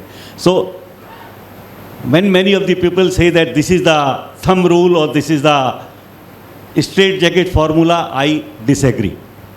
Because the formula, the system, it should be course oriented. And each course and each school, when you are having the school, for example, in one of the school we are having 3, 4, 5 or 6 courses running. So the one may be the mission and vision of the school, but at the same time the mission and vision of the course. That what is the purpose? And many times we say that the 3, 4, 5 or 6 or 7 or 12 objectives, but the most important objective is that how much skill the learner has learnt after the completion of the course, which are acceptable by the job provider. So even if we have the 2 or 3 skills or 2 or 3 objectives, and these objectives should be defined by the job providers or by the entrepreneurs. And then only in those terms these objectives should be made. All educational activities carried out in OBE should help the students to achieve the set goals. That is the one that I told that the goals, what should be the goal? Every student has the 2 goals. Either he should get a better job and or he should become a better entrepreneur. And every student who is learning, he has the goal that I should achieve or I should get the job in the multinational company, which is the highest paying, or this. Now we have to see that every student cannot be on the same footing. Every student is having the different skills, different learning skills, different mindset, different energy level, and different things. But our course objective, when we say that we will map, so that mapping sometimes it is a play around the data. The real mapping is the job seekers and job providers. That is the real mapping. So practical aspect when I talk. The faculty may adapt the role of the instructor, role of a teacher, trainer, facilitator, mentor based on outcome target. When you base the target, then many times, suppose it is an agriculture course, then the faculty will act like a farmer. If it is an engineering course, the faculty will act like a trainer. If it is a medical course, the faculty will act like a mentor. So the role of the faculty will be different as per the course and as per the targets. And the faculty is the most important part of any of the course. If we are having a good faculty, then there is no doubt that the students will not listen. You can do the practice that when you deliver the lecture, don't give the lecture what is available already on the Google or what is available in the books. Interact with the students one-to-one. Give them the exercise. Give them the points. Give them the practical knowledge. Teach them the experiments. Maybe that 1 day, 2 days, 3 days, 1 week, the attendance initially may be low, but when the words of mouth will spread, then the students will start coming to your lectures. Now the most important part, what we are feeling, what we are realizing, that the students are not coming to the class. Why they are not coming? We have never thought of it. We have never given a serious point of it. Because the delivery of the material in the class is not to the expectation of the student. That is why he is not coming to the class. But if the delivery of the material is as per the expectation of the student, he or she will definitely come to the class. It shows that the success by making or demonstrating outcome using a statement able to do in favor of students. That is the POCO, what we say, that able to do, what he is able to do. Able to do, and then performance. Many times what happens, that the student or the learner knows the things, but when the question comes of the performance, then it is difficult. I give you my example. I took the admission in LLB in 2010 and passed my LLB in 2013, 3 years. At the age of more than 50, my handwriting was slow. It was not that I was knowing. I was knowing many of the things. When the question paper was coming, first year, second year, my marks were 50, 60, 56%, 57% in between that. Because in first question, I was taking more than an hour in writing, because at this age, it is difficult to write with a speed. I cannot cope up the speed with the youngsters. I was having so many things in the mind. So the first question was going very long, and then slow, and always the fifth question. I always attempted all the 5 questions, but the 5th question and 4th question, they were so fast and so running speed that it was difficult. And then I thought that what will happen? This is many of the things I was knowing, but I am not able to write. So our system is what is? It is memorization and reproduction. Memory and reproduction, but the practical skills are lacking. In 3rd year, what happens? In the CCS University 3rd year, they decided that the 3rd year will be the objective type. I was very happy. I said that now objective type, so I will be able to put this. So instead of 3 hours, I completed all my papers in 2 hours, and I covered up the 1st year, 2nd year, and the 3rd year also, and somehow I maintained my 1st division as in the previous years. So the And with the same knowledge of the LLB, I did not do any practice in the local court, nothing like this. And I contested my own case in High Court against the very senior lawyers. And I won it. So the question is that the confidence level we have to infuse in the scholars. And all the CO, PO mapping objectives, they do not talk about the confidence level. So the question is that when we are discussing and interacting with the scholars, then we have to infuse the confidence.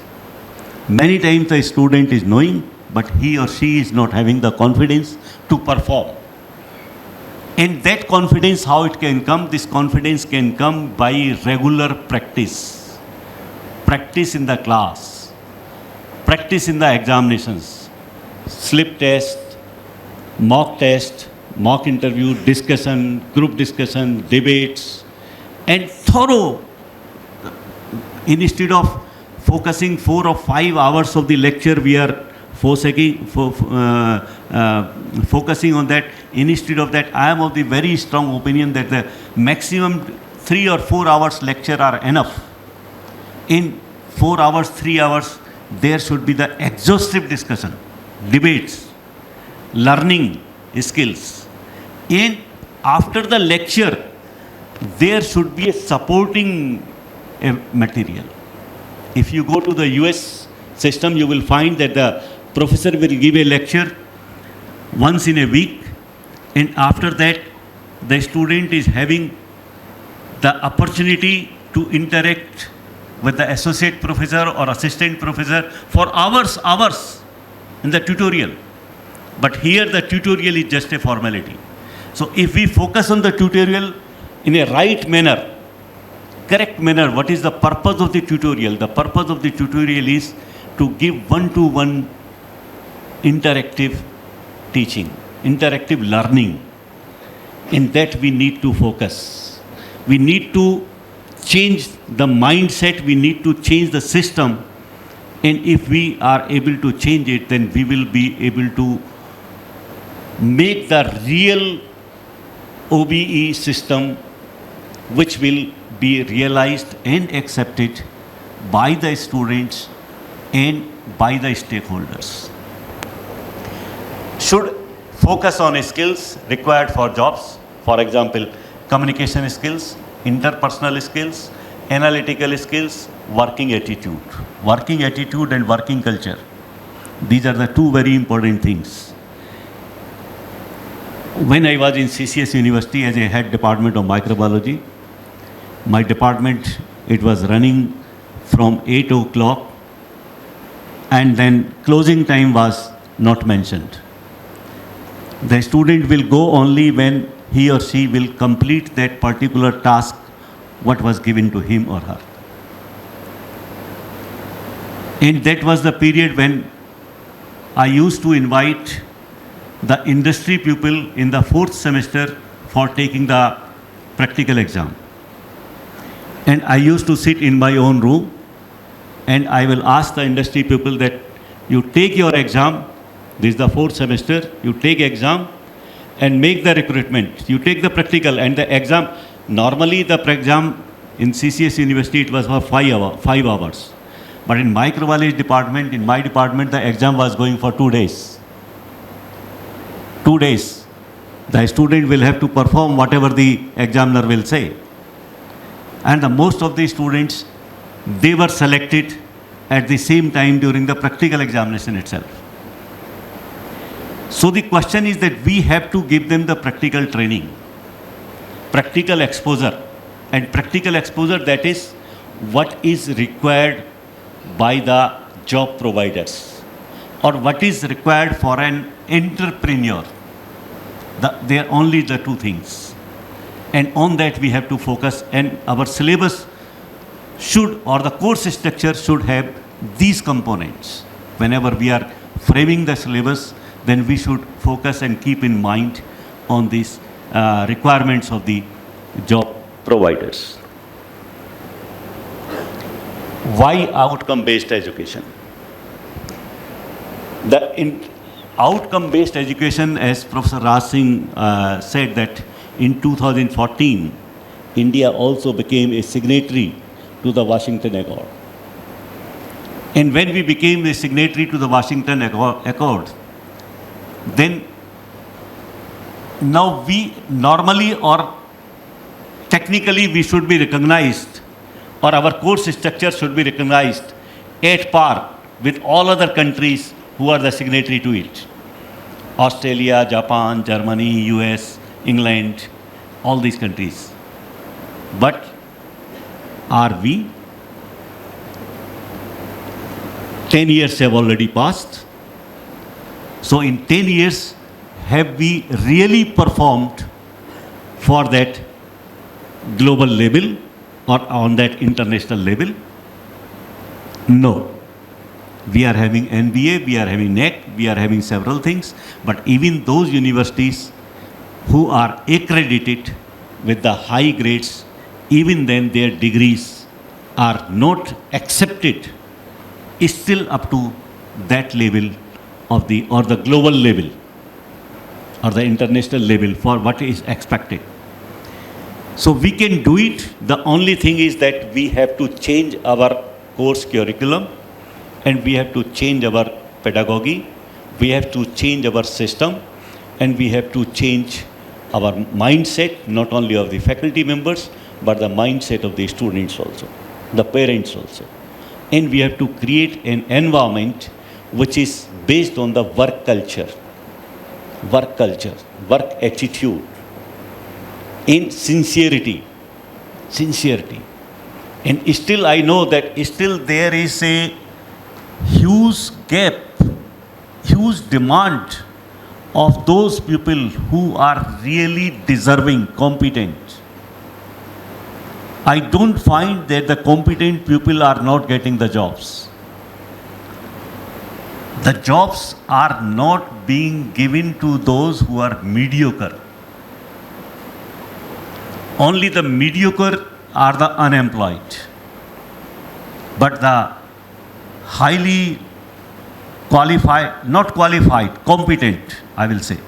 Highly competent people are having the, and the competency and qualification both are different things. I will come on that. More employable, innovative graduates with professional and soft skills, social responsibility and ethics. This is the one of the very important aspects which we should include in our course structure. Better visibility and acceptability and reputation of the institutes among stakeholders. That is, stakeholders, job providers should know that if we hire a person from a management school of the Subharti University, then we know that at least this student must be knowing this.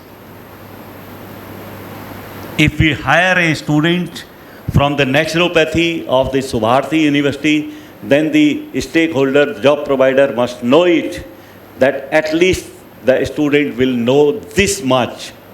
And for that branding, we will have to involve the industry people or the job providers as the evaluators. That is the one very important thing which practically I noticed, and I found that this is the only way for branding the university, that it must be mandatory that in 4 years at least 25% of the evaluation of the practical aspect must be done by the job providers. Then only we can brand. We may keep on saying anything, but no. If we are involving the job providers in the evaluators, I find no reason that we cannot achieve the target of having the branding. Improving the commitment and involvement of all the stakeholders. The 7 people are the stakeholders in the OBE, the students, parents, job providers, university, faculty members, and society. These are the, so all these stakeholders, they should be involved and their feedback should be taken. Enabling graduates to excel in their profession and accomplish greater heights in their career. Another thing, preparing graduates for the leadership positions and challenging them and making them aware of the opportunities in their field. That is, we should also focus on such type of the units or such type of the course content when we are framing it. Then the continuous quality improvement. This is, as you all know it very well, and we are doing it. Every year we are changing our course structure, change system and all these things so that the quality can be improved. Quality improvement, it should be, and it is related to the job market and the demand. For example, most of the time what I feel that we are teaching to the students, or we are framing the syllabus for the students keeping in view the current market demand. In my opinion, this is not a right practice. We should frame the syllabus for the demands which will rise after 5 to 10 years. Because the student after 2 years, when he or she will be out of the course, by that time the demand of that skills, demand of that outcome will be outdated. For example, now it is the time of the AI. But after 4 years, I doubt that the AI will dominate the market. I think that the Android phones and all these things, they will be out from the market and the new technology will become. We are focusing, for example, on the organic farming in the agriculture education. But I doubt that the organic farming will be the future or after 5 or 10 years. No. In the management courses, we are focusing on the blockchain and all this, but I think that in the coming years, it will be the out. So by the time the student is having the degree, and when he goes to the market, the job provider said, no, now the trend is different. We don't need this. So after obtaining the degree, he has to again go to some sort of skills. So when I have seen some of the syllabus of the Western universities, we are having the detailed syllabus of the Unit 1, Unit 2, and the definition of the course, this course, this course, this course, this course. They will first decide the objective, and to achieve that objective, they will keep the things open. Suppose, for example, you want to teach a student Israel and Hamas war. This is the current. But your syllabus, it does not have. You have predefined the syllabus. Either you call the Board of Studies now. By the time you will call the Board of Studies, you will change the syllabus. By that time, the value of this Israel-Hamas war will be finished. We want to keep at least one unit open, the current international system. Okay. Keep it open. So leave it open to the teachers, that the teachers should decide that what is to be taught to achieve this objective. So when we are framing the syllabus, then in the syllabus, we should keep some liberty, flexibility. But the monitoring of this flexibility is most important. It should not be misused or abused by the faculty members. That is, monitoring of any of the system, whatever you develop, the monitoring is most important, and monitoring really it gives the outcome. the performance or the improvement of the system, it is based on the monitoring. Enabling graduates to excel in the profession, preparing, so continuous, this I have already discussed, so I come now to the next slide. No, what happened? This, sorry. No, this is that why this OBE has come. If you will see, then you will find that what is the demand of the industry attributes, what they need. They need, this is working, this attributes, that is the employable look. If you, planning skills, manners, creative, good customer service, time management, positive attitude, tolerant, dependable, understanding, work in team, confidence, self-motivation, ICT skills, working with others, management skills, organization skills, qualification, presentation skills, entrepreneur, listening, friendly, communication, verbal, writing, good appearance, all these things. Are we having all these skills, all these things in our course curricula? This is the demand, and this will remain the demand for the next 10 years. We were having one session with the AICT members, one Dr. M.P. Punia, he was one of the architects of this NCRF, and I was also one of the panelists in that case, and we were discussing all these things. And these skills need to be incorporated in the course structure. Whether it is the management course, whether it is the environmental science course, engineering course, history course, geography course, but these are the skills what the job providers or entrepreneurs are needing it. Expectations of the stakeholders. What are the expectations from OBE? That the students, they should be globally competent and socially relevant. If we focus only on this one particular thing in our entire syllabus, then we will be able to compete with the global market. Globally competent and socially relevant. Social relevance, it also includes the national relevance, international relevance for the society. If any of the course is not relevant to the society, why it should be studied? If we cannot provide a globally competitive course structure, then who will provide the job? So in the one sentence, that is the globally competent and socially relevant. More challenging task, not memory and reproduction based, as I told you.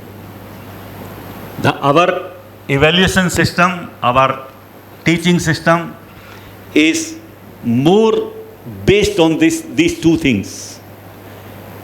We ask the students, remember it, reproduce on the answer sheets, and we give the marks. That's all. So the evaluation assessment is one of the most, as we are saying that this NCRF has come, but in NCRF, suppose a student has learnt some skills from the family background and he wants to take the admission. We are supposed to evaluate his or her skills. So we have to focus on these particular aspects. Able to write projects, proposals, complete projects, analyze case studies, give presentations, make decisions based on observations and findings. These things should be included in the syllabus. If our course syllabus is including this third point, that is the student can write the... Now, for example, many times we are saying to the faculty members even to write the projects. So it is becoming difficult. So we need to give such type of the training that they should write the project. They can analyze the data. They can frame the theories. They can, so give them the projects, short projects. For example, last time I was one of the professor for the UN interactive session with the students. Just when I joined Subharti University, then on 13th of November 2023, it was concluded. and I was training the students of US, and the US professor was training the students of my previous university where I was. And I was giving them the training on that how the plastic waste can be converted into energy. That there was a batch of the 6 students, and these students were collecting the data from the local area, and then they were putting it, and then I was advising them. So I was interacting with them once in a week only for 10 to 15 minutes, not more than that. And at the end of the day, they made such a wonderful presentation that it was accepted for the second level at the UN.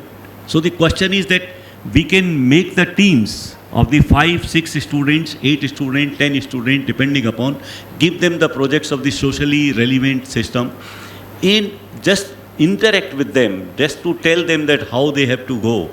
They have to collect the data, they have to frame the theories, they have to put, they can then perform some practical aspects, and they can do it. So the project training and project formation is very important in any of the course structure. Be more creative, able to analyze and synthesize information, whatever the information is collected.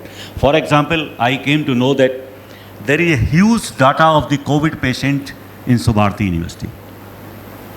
Have we given any project to the students, for example, from the students of management, or from the students of the education, or from the students of the, that if we give them the project just to analyze that information, it can be published in very high impact journals.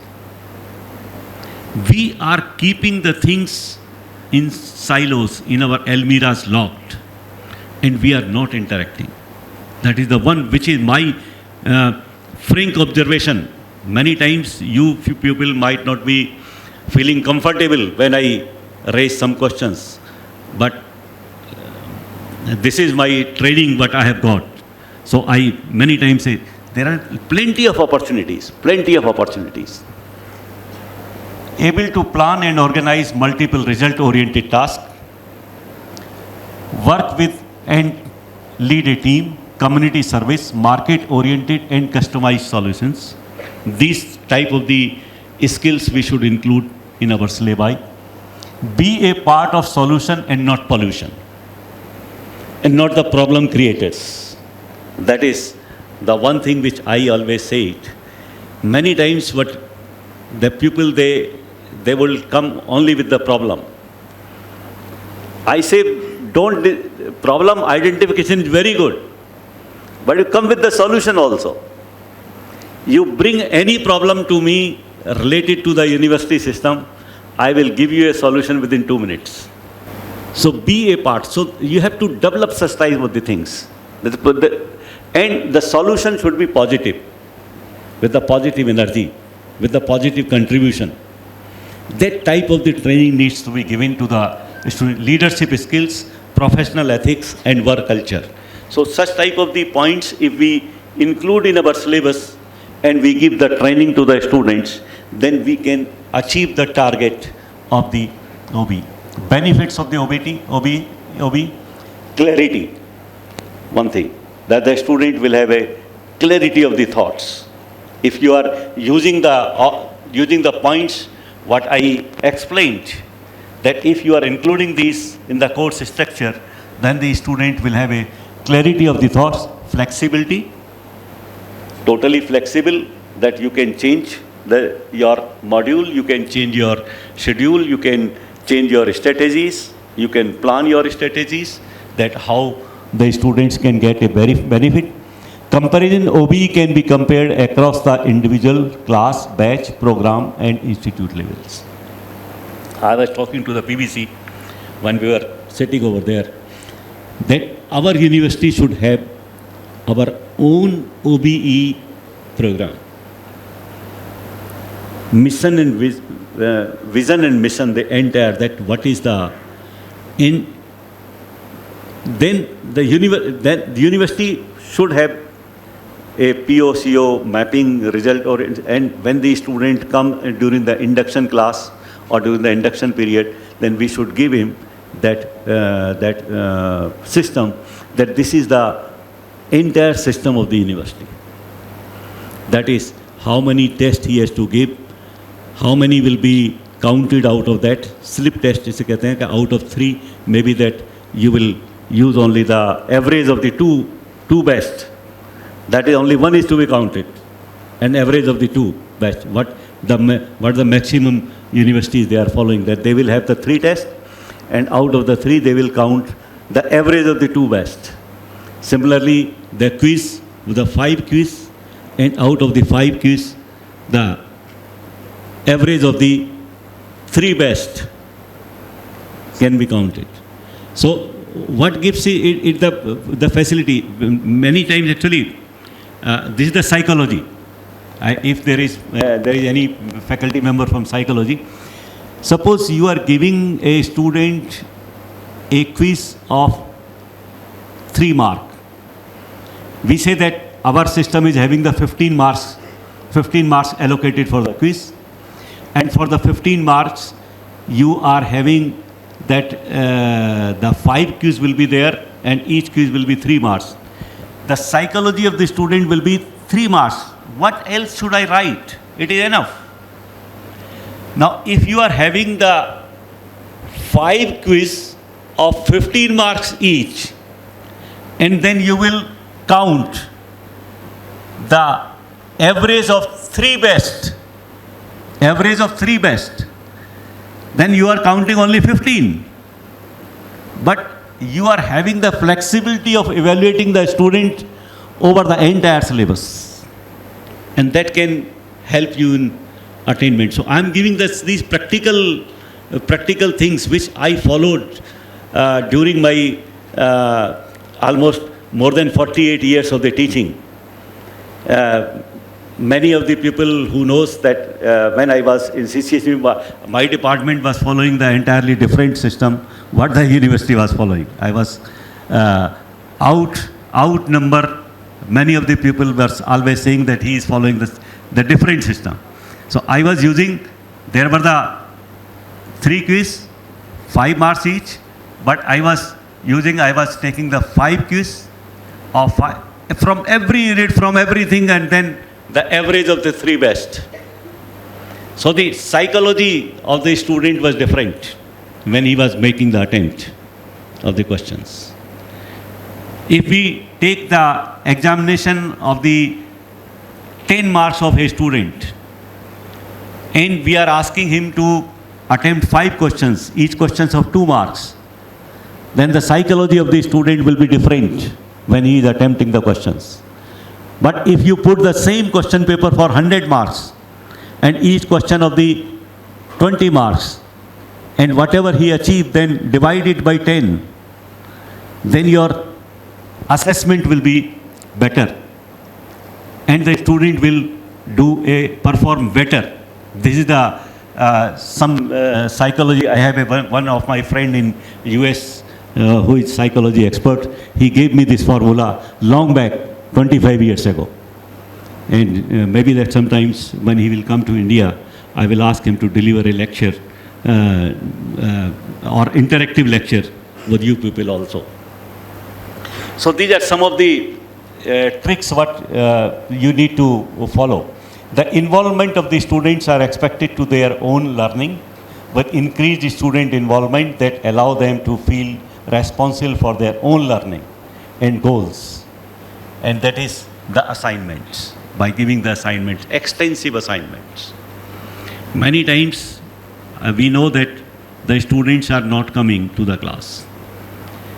And instead of allowing them to appear in the examination, we should ask them to give the assignments. Extensive assignments. Time-bound assignment. Okay, give it this assignment in 5 hours. We will give you 1 hour makeup class attendance. Give this assignment in next 5 hours. I will give you 1 attendance for the. So what will happen that the student will learn, and you are not compromising with the quality, and you are focusing on the students that what he or she should do. So many times these are the problems and there are the solutions for that. So this is the one list which you can see from anywhere. I am not going to discuss. One of the faculty members raised this in the first session, that the 12 POs are generally expected in the UG classes, so I'm not focusing on that. You all know it very well. I know it.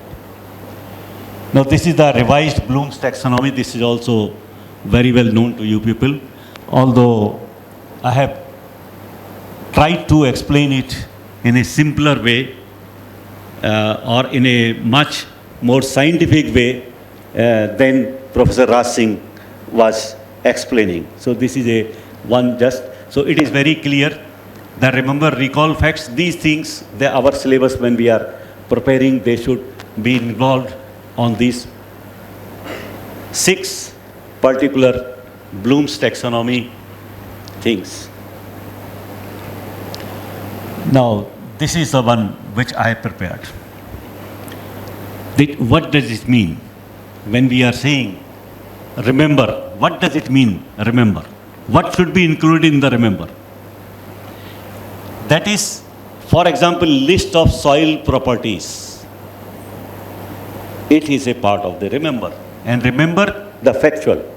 The remember this Bloom's level taxonomy, it can be factual, conceptual, procedural, and metacognitive. The 4 things. And in these 4 things, I have tried to explain by giving some common examples in the syllabus. So when we are doing the COPO and mapping, then what is to be included in what?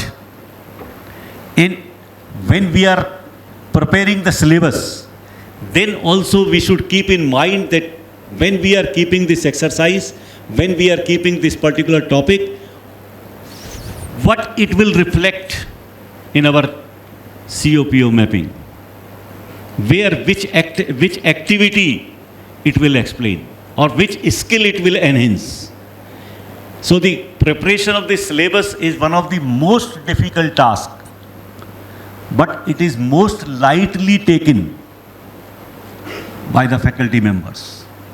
It is a very difficult task. It takes sometimes more than 6 months, and the very thorough discussions and the brainstorming and all this and everything. So for example, recognize characteristic material, this is conceptual. Explain working of the pump, this is procedural. When this is it, then it will come into the procedural. Metacognitive, identify strategies for the reporting writing, this is the metacognitive. Similarly, the understand, apply, analyze, evaluate. I will give this PPT to Professor Abhay, and he can disseminate or distribute to you all people. There is no issue. मेरे पास कोई चीज़ ऐसी मैं रखने मतलब I am very happy if the people are using. So I will give it right now. I can leave this. You can send this to Dr. Abhay. So when we are preparing the syllabus, we should keep these 6 Bloom's taxonomy principles along with these 4 sub-principles, and we should identify that which of the part is related to which one. Then once we will have to do it, once we do this exercise, then our course structure can become best in the world, if we keep this thing in mind. Common terms used, as Professor Raj Singh was explaining, but I think that my explanation is in more simple form than the one which is available in the complicated form, because I am a student of microbiology, and the microbes are very simple single cell organism, and so I try to do the things in a simple way. I don't like the complicated things. The simple one cell is enough for doing everything. So the course, what is the course? The theory, practical, or theory cum practical subject studied in a semester. This is the course, the definition what I consider. The course outcome, it is the statements that describe significant and essential learning that can reliably be demonstrated at the end of a course by the learner. What the learner can demonstrate at the end of the semester, this is the course outcome. Normally, 3 or more course outcomes may be specified for each course based on its weightage.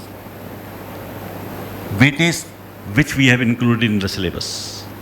On that, the 3 or 4, although many of the management people, they say 7 or 8 or something like that. But if, in my viewpoint personally, if you feel, then the only one is enough, which is acceptable by the job provider or entrepreneur. That is the only course outcome. If my student is accepted by a top company after giving that particular training, my objective is achieved. In my opinion, this is. So I have said that the 3 or 4 are enough, not 7, 8 or something like that. And I had a long discussion with many of the experts many times when they were having 7, 8 objectives. But if you critically see, then some of the objectives are overlapping. Just to multiply the things, you are bifurcating the many of the things. So why? Be straightforward. Program specialization or discipline of a degree. Program outcome, narrower statement that describe what students are expected to be able to do by the time of graduation. Expected to do. POs are expected to be aligned closely with the graduate attributes.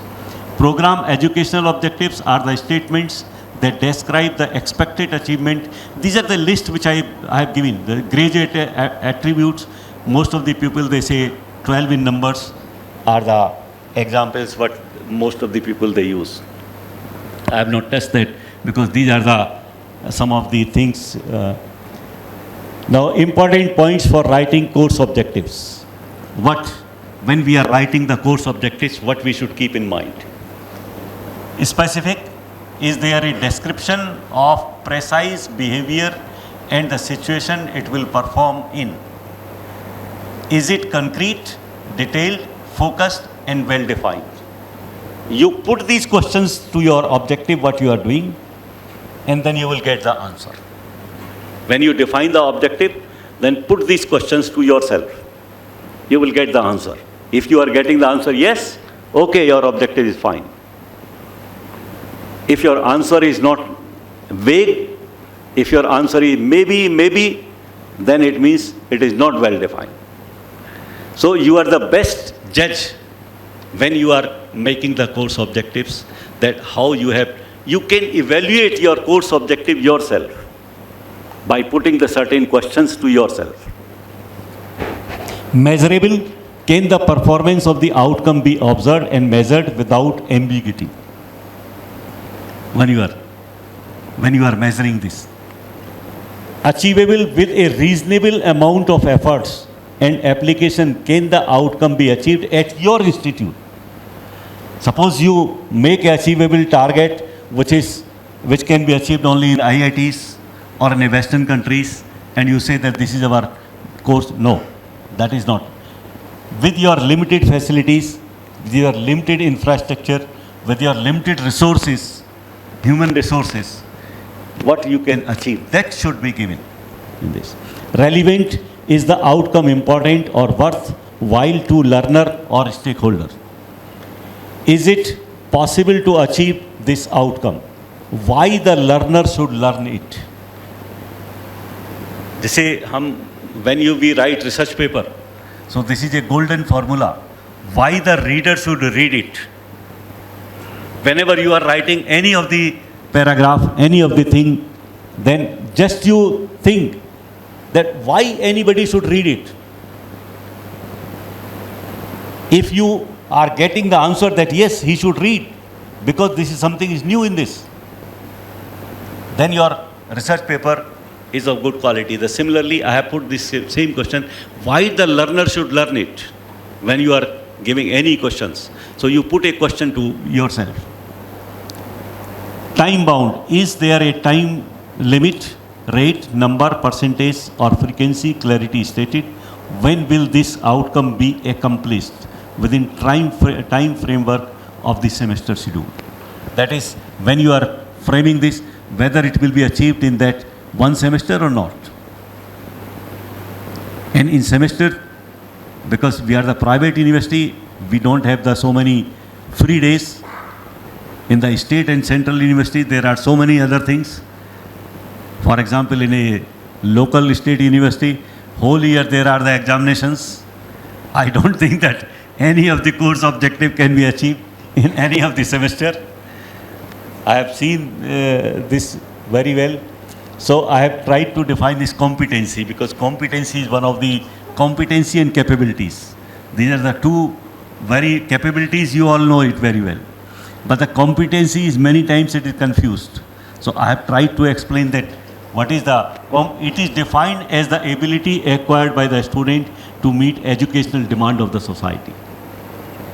What the first criteria? It is to carry out a task successfully based on defined assessment. Because when we are preparing this, all our course objectives or our course syllabus, then we have to keep in mind that are we producing the competent graduates, competent persons, because he has to compete globally. I told you, globally competent and socially relevant. If just we keep this one sentence in the mind when we are framing the course structure, then, or when we are giving the instructions to the students or to the learners, then our purpose can be solved just with this one statement. It has cognitive and non-cognitive dimensions, outcome qualifications versus competencies, acquisition of knowledge versus utilization of knowledge, and knowledge synergy with skill inculcation. These are the 6 important criteria to define the competency or to judge your course structure, what you have framed. And this is the UGC in 2018, what they have given the mandate and what they have said. They have said that the improved graduate outcome to at least 50% of the graduates to access employment, self-employment and rest higher education to the graduates. They say that the come se kam 50% graduates should be self-employable or employable. At least 2/3 of the students to engage in socially productive activities in or industry during their study. This is the second objective what the UGC has given. The graduate acquire professional knowledge, soft skills, entrepreneurship skill, and human values and ethics, and professional development of 100% of teachers in terms of domain knowledge and pedagogical competencies. This is one of the most important challenge because to give the professional competency to the faculty members. Although I have seen that the Subharti University is organizing the faculty development programs very often. But how much the faculty are receptive, that is a different question. I do not know the answer to this. Maybe our senior faculty members or administrators, maybe that I will be able to answer in after few months. I am still trying to study the various aspects of the Subharti University. Still I am a learner or a patience learning. So thank you very much. I hope that have I taken, so if there are any questions or clarifications or discussion, it will be my pleasure. We had a wonderful session of both AP Garg Saab ka bhi or Dr. Raj Singh ka bhi. I think if you have any questions related to the practical aspects of OBE based curriculum development, sir is here to answer. You have one of the renowned academicians here, an ex-Vice Chancellor, who has worked in many universities, and now he is our Director of Research as well as Dean Academics.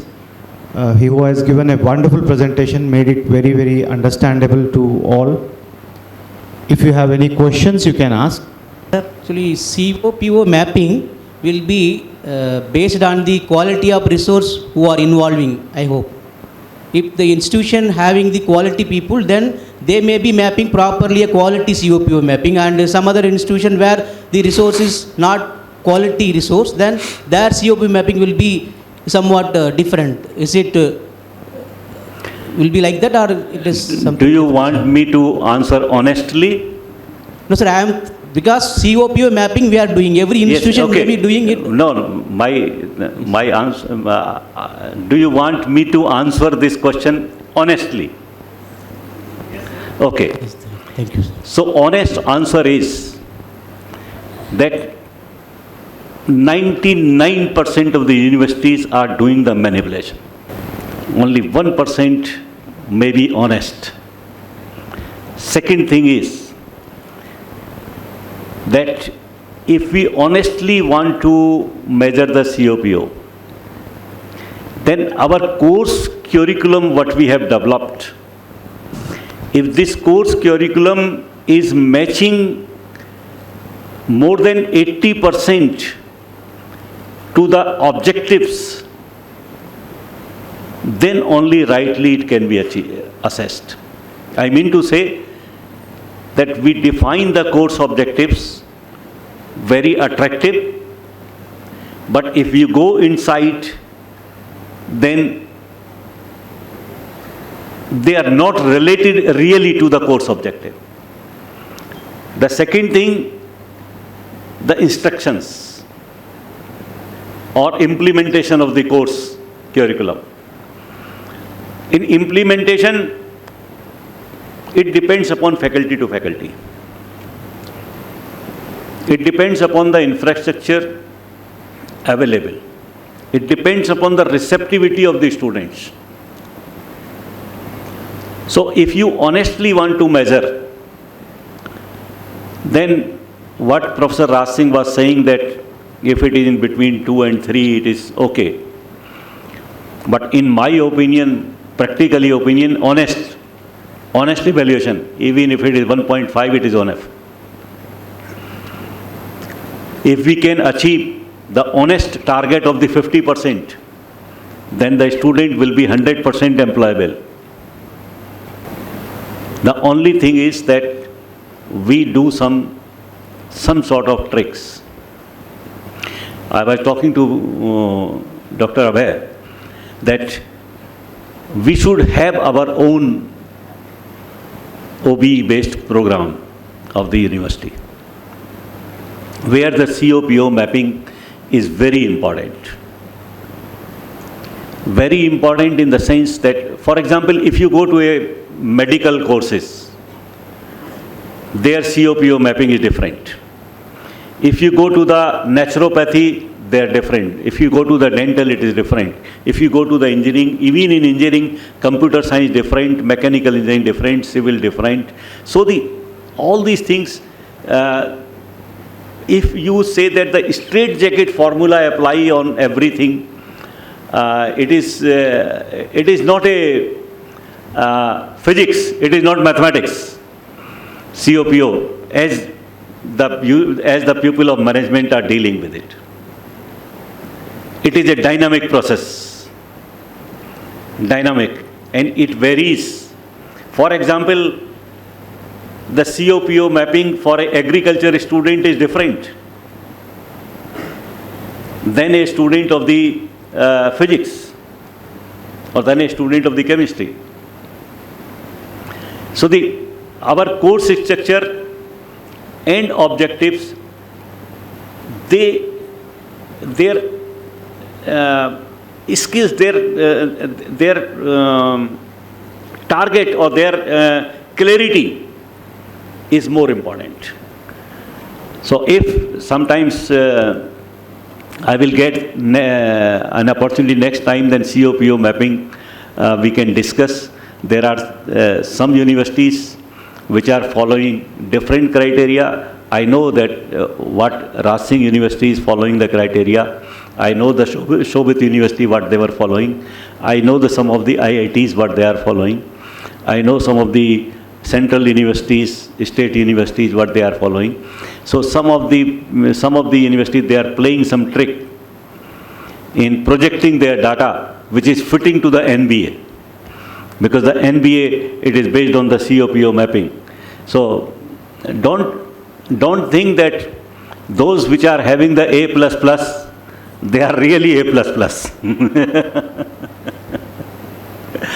Or those who are having the A, you don't think that those are having anything lower than. It is. I'm not criticizing, but my frank opinion is very, very straightforward. It is a game. Any other questions? Thank you, sir. You just beautifully explained about the OBE. And I want to say this lecture is like a Gagar Mein Sagar. No, thank you very much. I just want to know one thing, sir. You have just explained about the expectations of stakeholders. So I just want to know about the no tapping and erasing. Can you please explain this point? Yes. No tapping and erasing. I think I missed this word because this is actually what our education system at present is. We deliver the lecture to the student. The lecture is taped in the brain of the student, and in the next semester this is erased and the second is again taped, and the third semester the second is erased, third is taped, and that we are evaluating. So that is the term which I have coined, that is the taping and erasing. This is the education system what most of the universities in India are following. But if we focus on the learning, project-based learning, for example, we give a student the case study that, okay, you study the rise of Dhirubhai Ambani or Reliance Industry. Or, for example, many times I say, जियो का सबसे बड़ा model है. जियो जब आया था market में, मैं भी उसमें से था जब आज से 4-5 साल पहले आया था, तो they introduce the sim free of cost and the free for 6 months. No advertisement. कोई एडवर्टीजमेंट आपने देखा जियो का? नहीं देखा था. और उस समय the market was captured by BSNL, Bharti Airtel and so many things. और उसके बाद क्या था कि all these market they were gone and the Jio was, and then after that what Jio did, they introduce the price competition. So first you have to introduce that is a case study. और आप ये देखिए, अगर आप उसको case study को ढंग से और इवेल्युएट करना चाहें तो what was the real reason of his success. एक पॉलिसी गवर्नमेंट ने बनाई थी उसी समय कि इनकमिंग और आउट गोइंग जो थी, क्योंकि जियो का तो उस समय कोई टावर भी नहीं था, जियो का कुछ नहीं था, लेकिन फिर देखिए आपने उसने कितनी जल्दी मार्केट पकड़ा. उस समय ये था कि BSNL की, एयरटेल की, जिनकी इंफ्रास्ट्रक्चर थी, जिनकी टावर्स लगी हुई थी, तो गवर्नमेंट ने पॉलिसी बना दी कि any company can use the tower of any one for incoming out going. अब उसने खाली इसी चीज़ को पकड़ लिया कि टावर उसने यूज़ करी BSNL की और एयरटेल की, और पैसा कमाया फिर उसने. और भाई शुरू में उसने जो फ्री में दिया, उसने क्या दिया? सिम तो दिया आपको, खाली सिम दिया. SIM how much it was costing? Maximum 15-20 rupees. और कोई एडवर्टीजमेंट नहीं किया. 6 महीने जो था उसने, 6 महीने आप उसका कहाँ, स्पेक्ट्रम तो उसका था ही नहीं. स्पेक्ट्रम तो उसने यूज़ किया सरकारी और प्राइवेट कंपनीज का. और फिर जब जियो का आ गया, जब जिन्हें सरकार ने देखा कि भाई ये तो सारा, और दूसरी प्राइवेट कंपनी ने जब हल्ला मचाया, तो फिर ये आ गया कि साहब अब जो दूसरी कंपनी है जब उसको यूज़ करेंगी तो उसका एक नॉमिनल चार्ज देंगे. जब नॉमिनल चार्ज की बात आ गई तो उसने अपना आपसे चार्ज करना शुरू कर दिया. So you have to play, you have to see the case studies, case studies you have to give to the students. And if they will analyze those case studies, then they will become perfect. Because whenever you go to an industry, then in the industry, the most important thing is that when you are sitting at a decision-taking power, then you have to decide quickly. The problem, when the problem comes, then you have to take a quick, fast decision. For example, you go to a PVC, you go to the VC. When you go, then they immediately take the decision. And sometimes that decision may be wrong, sometimes. But then you should be able to modify it, rectify it. So that type of the skill will come only when you will expose the student during the study period for such type of the case studies. When you give them the case studies. Local case studies दीजिए कि भाई यहाँ pollution क्यों हो रहा है, यहाँ flood क्यों आती है बरसात में, सारा मैनेजमेंट सिस्टम वाटर के बहुत सारी चीज़ें हैं. There are several things. Team बनाइए स्टूडेंट्स को, उनकी स्किल्स बढ़ेंगी.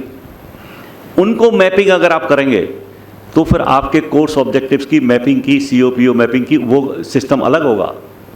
मिनी प्रोजेक्ट का अलग होगा, प्रोजेक्ट का अलग होगा, लर्निंग स्किल्स का अलग होगा, हर एक का अलग होगा.